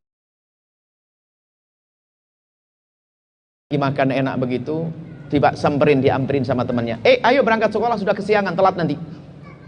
Maka anak yang lagi makan tadi terburu-buru, kemudian bergegas mencuci tangan, lalu mengambil tas, salaman kepada ibunya, kemudian pergi naik sepeda ngebut. Setelah sampai di sekolahan, ternyata temannya masuk kelas, dia nyandarkan sepeda, tak taunya sepeda diambil lagi, pulang lagi. Kita yang mencucikan baju kita, mencucikan piring kita, kita sibukkan orang tua kita dengan kita, naudzubillah. Mana kita? Kita sudah capek, ibu kita sudah capek dengan kita masa kecil kita. Maka hati-hati dengan orang tua. Nggak akan bahagia, nggak akan bisa menolong. Biarpun yang menikahimu katanya orang paling kaya, akan menghinakan dirimu. Ingat, durhaka kepada orang tua besar sekali. Ayo semuanya kembali kepada orang tua. Semuanya cari keberkahan dengan orang tua. Biarpun orang tua kafir sekalipun nggak boleh kita semenang-menang dengan dia. Begitu besarnya pangkat orang tua. Hati-hati ya. Baik, kalau sudah paham makna ini, ambil nanti CD Buya tentang hidup indah dengan berbakti pada orang tua. Dengar sampai tuntas, jangan nyambi sama yang lainnya. Anda akan ngerti bagaimana berbakti nanti. Insya Allah akan ada air mata, ada kesejukan hati, ada kerinduan pengabdi dan berbakti setelah itu. Kemudian Seorang suami dan istri, panutan. Seorang suami sampai kapanpun nomor satu adalah orang tua. Seorang istri berubah, nomor satu adalah suami. Ingat. Tapi suami yang baik, ini semuanya baik semua. Amin. Suami yang baik adalah yang menjadikan istrinya agar menomorsatukan bapak ibunya. Faham Anda? Faham Anda? Memang nomor satu bagimu wahai para istri, suamimu nomor satu, karena itu imammu. Kalau sudah melanggar imam, sengsara. Tapi suami yang baik akan selalu mengajari istrinya agar menomorsatukan bapak ibunya. Ada suami salah baca kitab Uqudul Lijen, bacanya salah karena waktu baca sambil ngeliwat dia santri. Dia membaca itu kan ada dikisahkan di situ bahwasanya ada seorang perempuan suaminya lagi mau perang. Setelah itu berpesan, "Neng, kamu jangan kemana-mana ya, saya mau berperang." "Iya bang." Tak taunya tidak lama kemudian berita bapaknya lagi sakit. Lagi sakit, dipanggil, "Kamu suruh pulang sama abah sakit." Kata sang istri, kata sang anak perempuan tadi, "Sama suami saya nggak boleh keluar rumah." "Oh iya, pulanglah," pemberi kabar tadi. Tak lama, seminggu kemudian datang lagi berita, "Abahmu sudah meninggal dunia. Apakah kamu tidak pulang, nak? Apa kamu tidak pulang, Neng?" "Suamiku melarang saya pulang karena saya tidak boleh keluar sama suamiku." Tak taunya apa, ada yang memimpikan bahwasanya sang orang tua yang telah meninggal dunia diampuni oleh Allah gara-gara baktinya seorang anak kepada sang suaminya. Lah ini salah paham membacanya. Lalu diterapkan begini, "Kamu tidak boleh keluar kemana-mana kecuali izin saya. Bapak saya sakit bang, biarpun sakit sampai mati pun nggak boleh." Ini salah paham. Itu kisah di kitab Uqudul Lijen itu, waktu itu belum ada HP. Suami yang lagi perang tuh nggak ngerti kalau mertuanya bakal sakit. Kalau ngerti bakal sakit, pasti bakal dikasih tahu. Salah paham. Sekarang ada diktator, ini biasanya santri malan. Santri biasanya. Sok baca kitab. "Kamu sudah milik saya, hak saya, tidak boleh kemana-mana. Kamu sudah serahkan sama bapak ibumu. Ibu saya sakit bang, biarpun sakit nggak boleh, saya imammu." Nggak begitu. Suami yang baik akan selalu berkata begini pada istrinya, "Wahai istriku tercinta, kemanapun kau pergi kau harus izin, karena kau adalah milikku. Tapi kalau kepada bapak ibumu, bebas sebebas-bebasmu." Itu loh, paham suami yang soleh? Sebab durhaka itu karena pernikahan. Banyak. Saya lanjutkan ini karena yang terjadi biasanya seperti itu. Suami istri yang baik adalah istri yang selalu mengajari suaminya berbakti pada ibu bapaknya. Istri yang baik, suami yang baik yang selalu mengajari istrinya berbakti pada bapak ibunya. Rumus kebahagiaan yang ketujuh, 1, 2, 3-nya tak simpan, datang ke pondok saya kasih nanti. Rumus rumah tangga yang indah yang ketujuh adalah ajari pasanganmu untuk berbakti pada orang tuanya, bukan mu. Nya, bukan mu. Faham mana? Jadi ajari istrimu agar berbaik-baik dengan bapak ibunya. Hei para istri, ajari suamimu agar baik-baik kepada bapak ibunya. Ini rumus pantulan cinta itu nanti. Ngerayu halus. Gambarannya begini.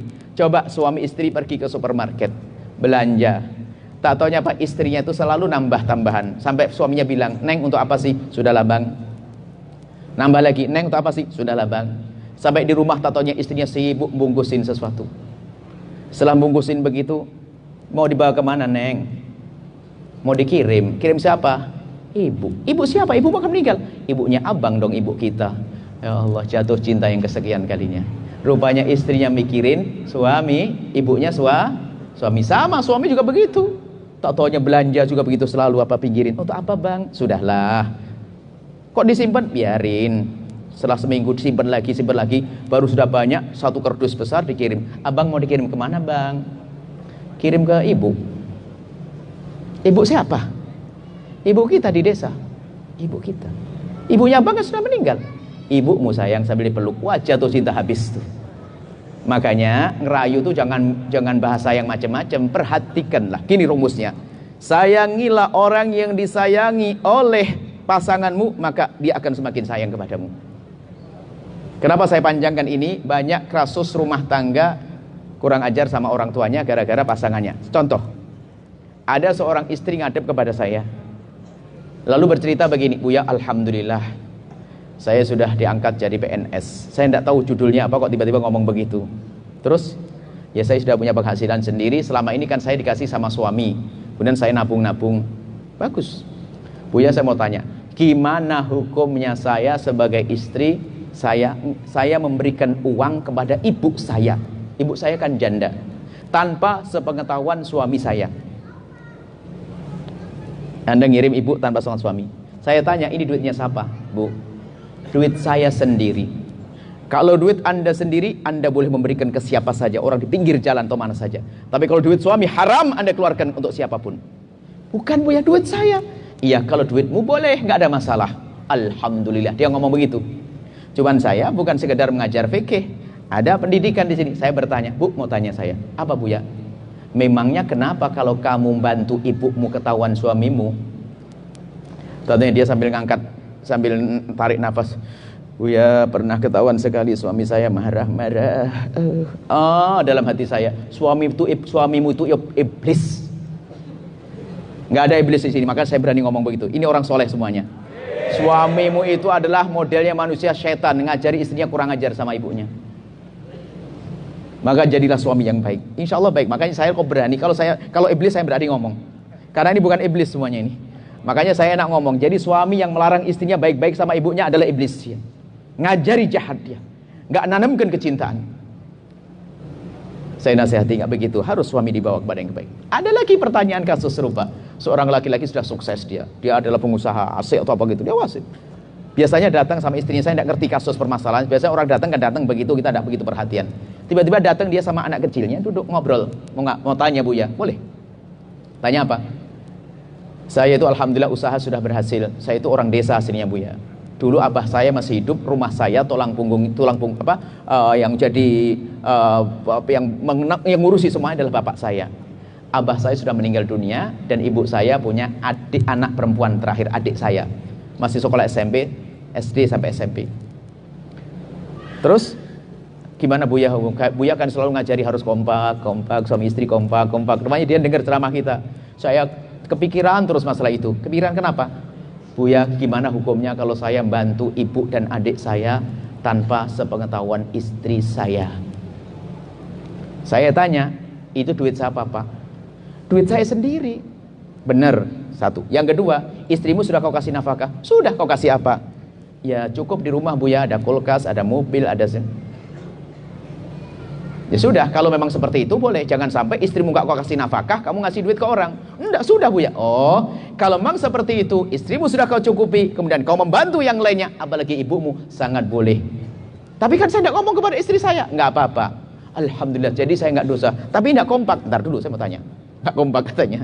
Saya mau tanya, memangnya kenapa sih istrimu kalau kamu memberikan bantuan kepada ibumu sendiri? Kalau tahu istrimu?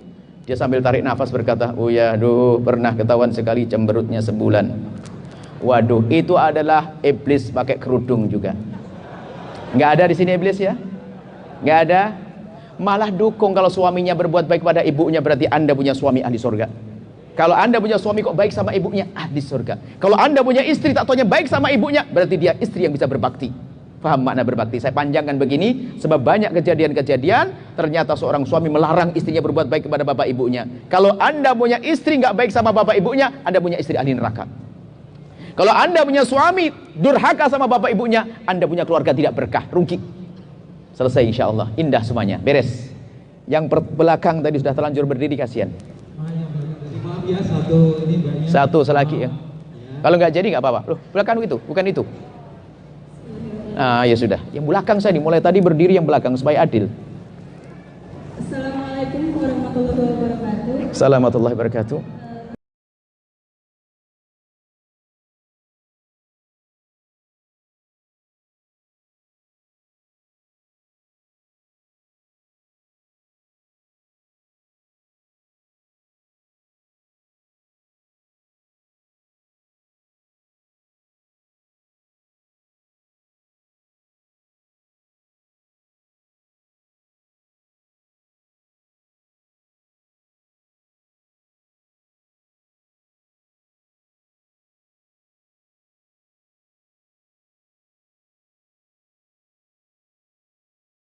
Saya seorang malam.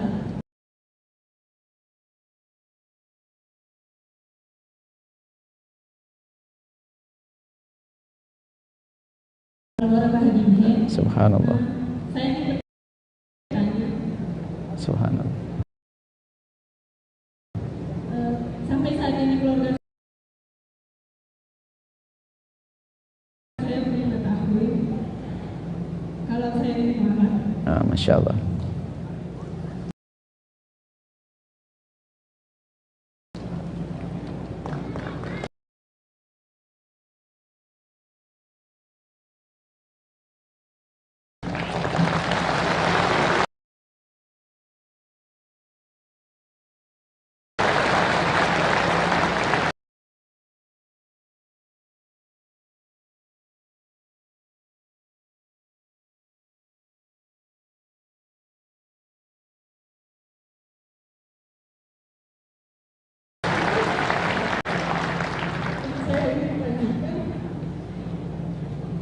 Bagaimana caranya saya? Anda kalau kemarin sudah sayang, penuh kasih dengan ibunda, harus rasa hormat pengabdiannya lebih. Karena Islam tidak mengajarkan kehinaan. Islam tidak mengajarkan perendahan. Islam tidak mengajarkan permusuhan. Jadi Anda semakin baik dengan dia, dengan beliau. Dengan keluarga yang baik.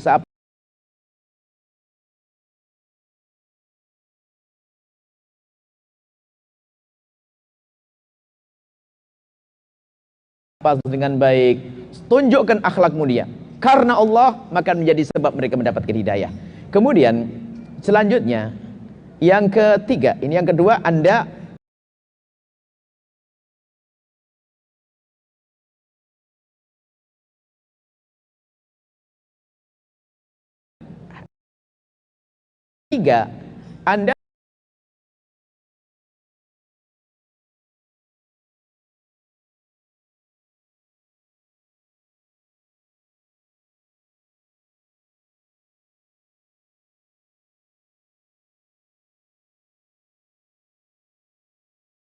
Anda tidak tahu kemudian bermasalah akan menghalang, akan marah dengan Anda, memusuhi Anda, menyakiti Anda yang Anda tidak mampu, gak usah dikasih tahu. Sampai Anda kuat dengan suami, dengan kekuatan, dan ketahuilah Anda bukan tidak punya saudara, kami saudara Anda semuanya. Kami saudara, kalau ada apa-apa kita semuanya tolong bersama-sama. Tapi jangan buru-buru Anda menyampaikan ke keluarga, takut nanti serangan lebih kuat lagi, sementara Anda bahasa yang lembut. Jadi ibunya waktu Anda masuk Islam, ternyata di Islam begitu nak ya. Iya bu, bahkan kalau ibu sakit, kalau saya biarkan tambah dosa gede. Saya di Islam ternyata perhatikan ibu. Anda besarkan hati beliau. Setelah Anda seperti itu, lihat, bisa saja ibunda Anda menjelang ajal beliau adalah dalam keadaan berla ilaha illallah. Anda telah menyelamatkan jasa terbesar. Bukti yang luar biasa kepada ibu, membawa ibu yang belum masuk Islam kepada Islam. Seperti itu, wallahu a'lam bishawab. Begitu luar biasa. Tepuk tangan sekali lagi untuk acara ini. Masya begitu banyak cerita indah di majelis ilmu ini. Dan mungkin ada sedikit pesan dari teman-teman untuk yang dari Masjid Farhan. Silakan.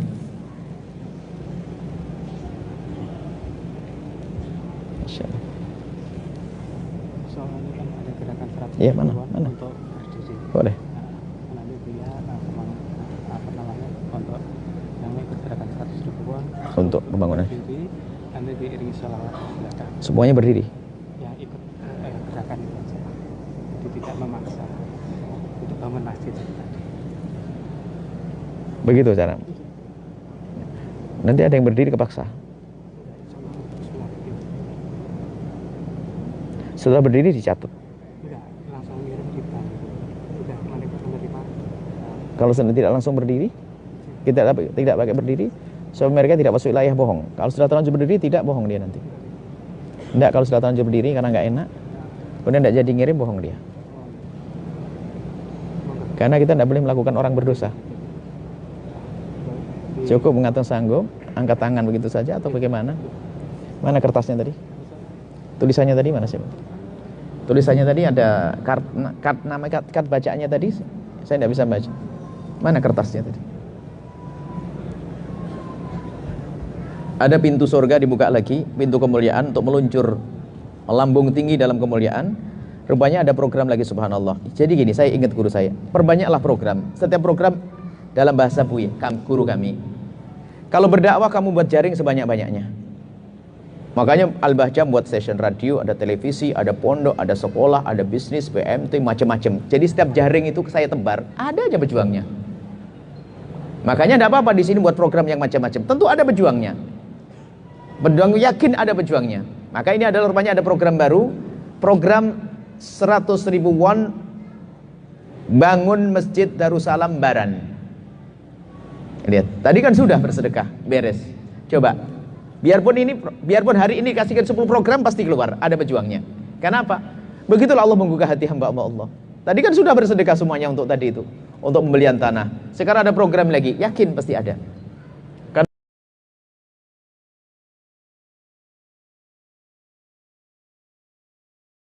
Karena Allah Maha Kasih, Allah akan memilih hamba-hambanya untuk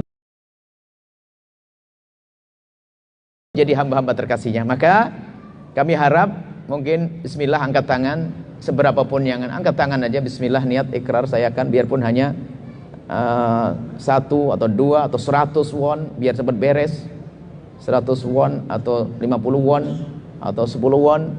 Bismillah karena Allah ya. Niat karena Allah dan lihat keridhaan Allah, bukan hanya dilihat oleh kawan ya. Program 100.000 won pembangunan Masjid Darussalam Baran. Bismillah. Nomor rekeningnya, yang mencatat nomor rekening insya Allah rezekinya banyak. Coba dicatat dulu. Biarpun sekarang belum punya duit, utangnya masih banyak, catat dulu segala program. Barangkali nanti terlintas, sudah dibagikan. Kalau sudah dibagikan, bismillah sudah ada. Maka kita niatkan semoga Allah Subhanahu wa taala mengirim ahli surga. Ahli surga. Ahli surga untuk pembangunan masjid ini dengan cepat insyaallah. Al-Fatihah.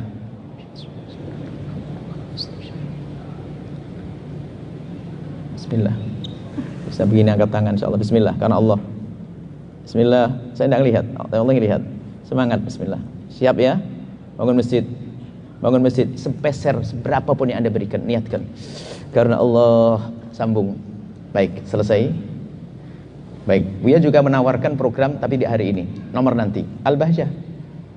Program Al-Bahjah. Infak Center berapa nomor rekeningnya? Infak Center. Dia nih, saya tidak punya. Ente hafal. Romli. Saya tawarkan lagi hari ini, tapi ini nomor 2. Lihat, setelah masjid beres baru bantu Al-Bahjah.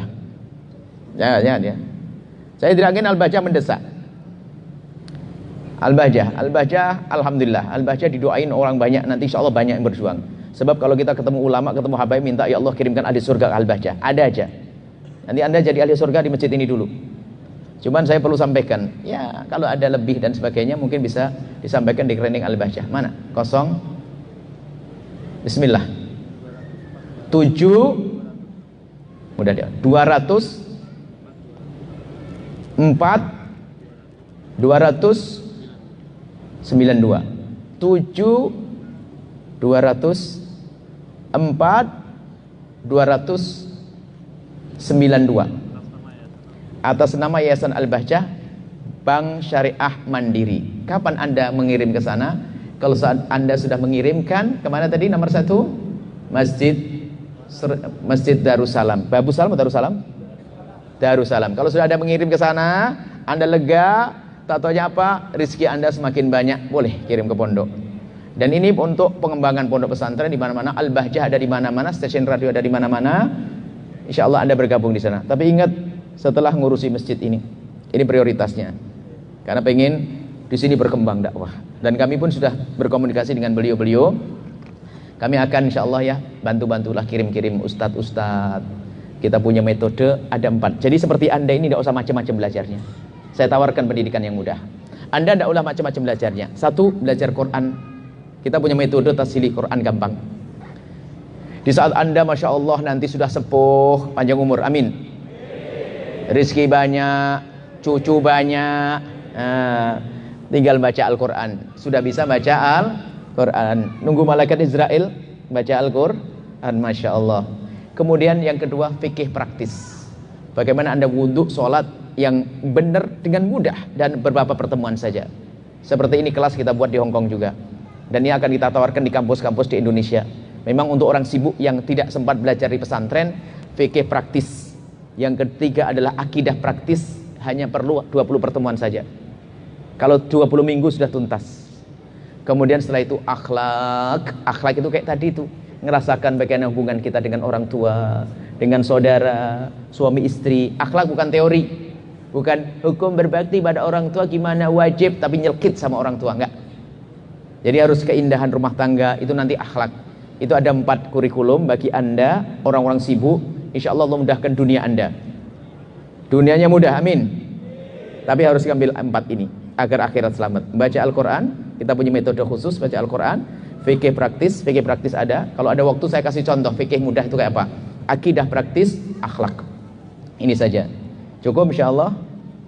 Ini jangan lupa bismillah karena Allah. Sudahlah. Potong gaji Anda sedikit, ini karena Allah, karena Allah, karena Allah, karena Allah. Kemudian jangan lupa ada 7200 4292 Al-Bahjah, insya Allah. Tapi urutannya, ingat jangan salah. Tidak boleh pakai hawa nafsu. Oh saya sangat cinta dengan Buya sama Al-Bahjah. Ntar dulu, pending dulu di sini. Anda ngirim seberapapun ke sini, baru nanti sah ngirim ke Al-Bahjah, insya Allah. Bismillah. Cukup, ada lagi? Apa lagi? Tutup doa, masya Allah. Bismillah. Kami akan memanjatkan doa. Kami yakin di sini ada orang yang datang dengan niat yang baik ke tempat ini. Ada orang yang datang dengan kesusahan karena di rumah ada ngerawat ibundanya, ayahandanya, atau membiayai adik-adiknya, saudaranya. Ini orang-orang istimewa. Sampai rela meninggalkan kampung halamannya untuk membiayai saudara-saudaranya, membiayai ibunya. Berarti Anda orang istimewa. Semoga doanya dikabul, maka saya akan numpang, saya akan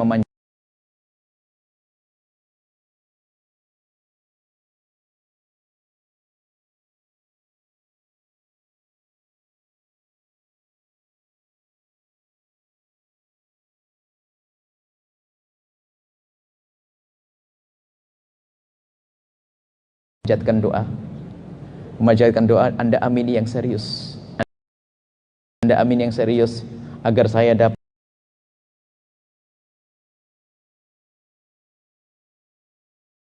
dan semua yang ada di sini dapat semuanya.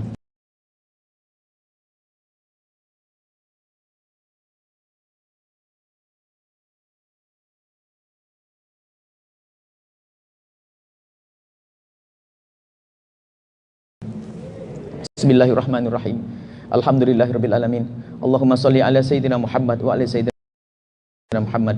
Allahumma arhamna wa la tu'adzibna wa la tumritna wa akrimna wa la tuhinna wa athirna wa la tusir alaina innaka ala kulli syai'in qadir, la kulli syai'in qadir. Allahumma ya Allah, pandang kami semua dengan kasih sayang dan cinta darimu. Ya Allah, pandang kami dengan kasih sayang dan cinta darimu. Kami mohon ya Allah, jadikan kami hamba-hambamu yang saling mencintai karenamu. Ya Allah, seperti Engkau pertemukan jasad kami saat ini, pertemukan hati kami dalam cinta karenamu.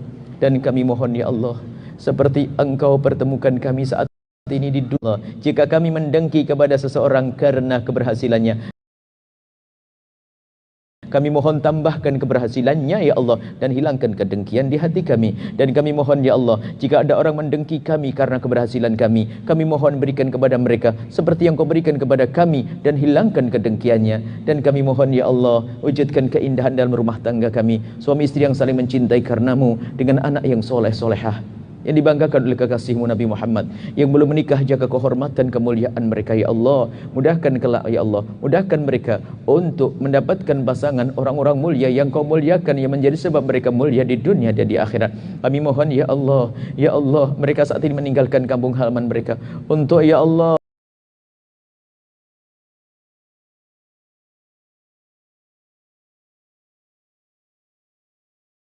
untuk memenuhi kebutuhan keluarga mereka. Kami mohon jadikan langkah mereka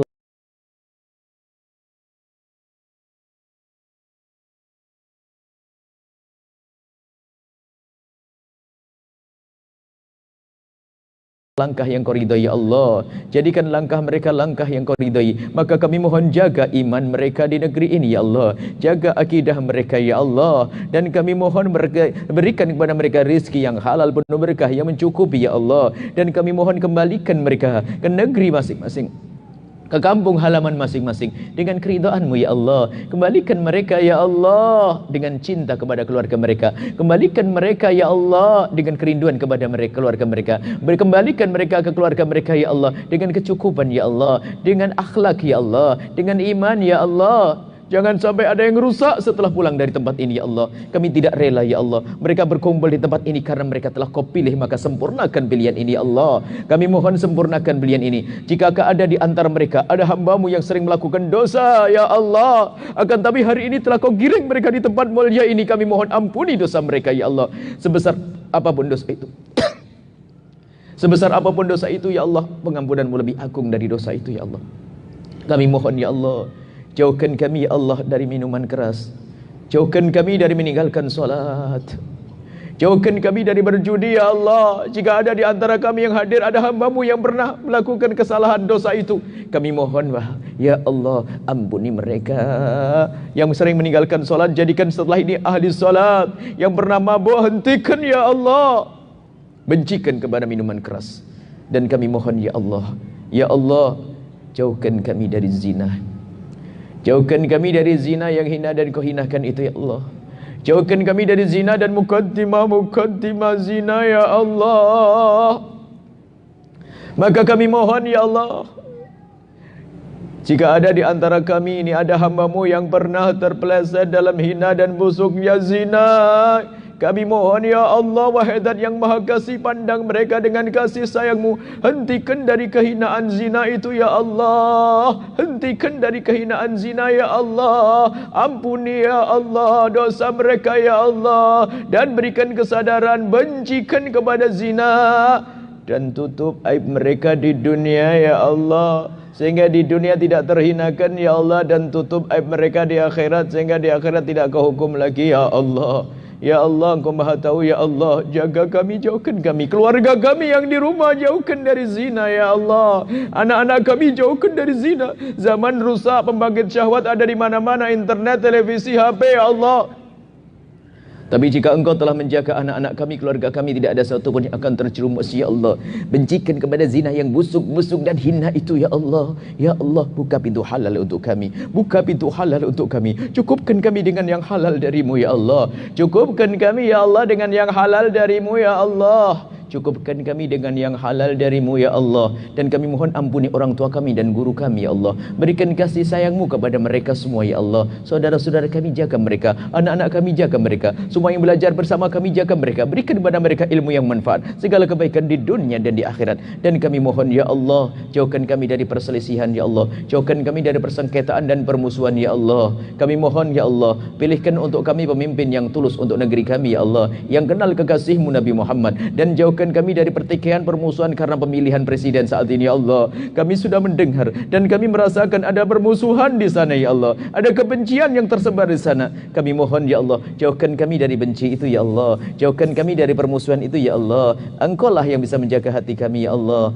Engkau yang bisa menjadi hati kami ya Allah. Jadikan kami ya Allah dengan yang berbeda dengan kami adalah cinta ya Allah. Jauhkan kami dari permusuhan, kebencian, caci maki, olok-olokan ya Allah.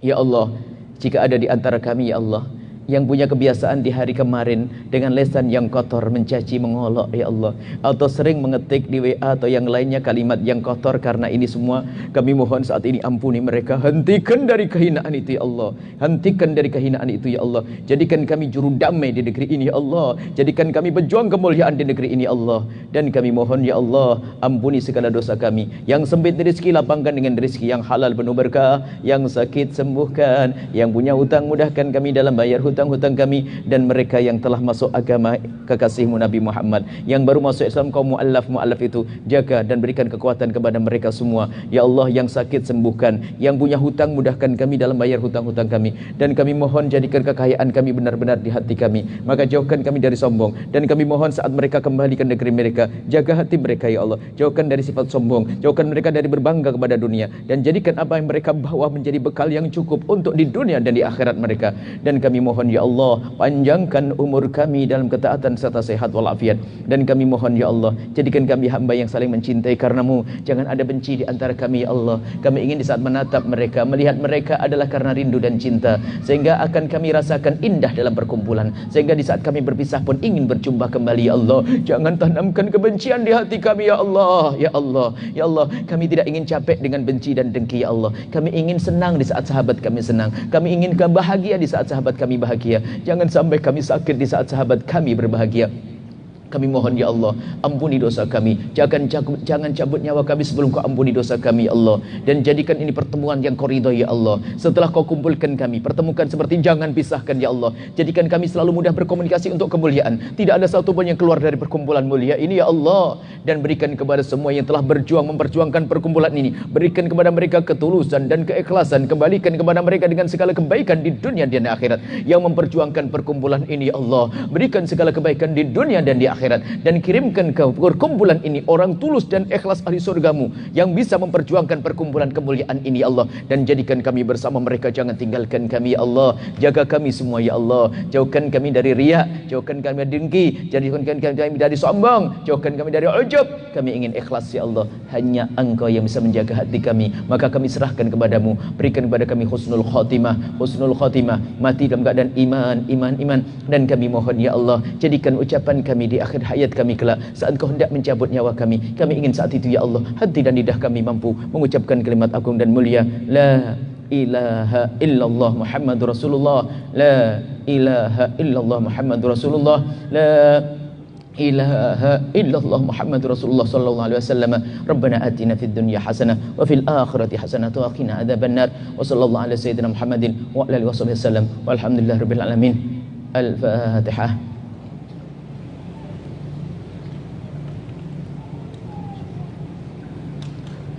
Mohon maaf, jangan lupa doakan kami biar selamat. Termasuk jika ada yang memusuhi kami, doakan mereka. Dan juga yang mengganggu kita, jangan lupa doain semuanya. InsyaAllah doa yang baik. Assalamualaikum warahmatullahi wabarakatuh.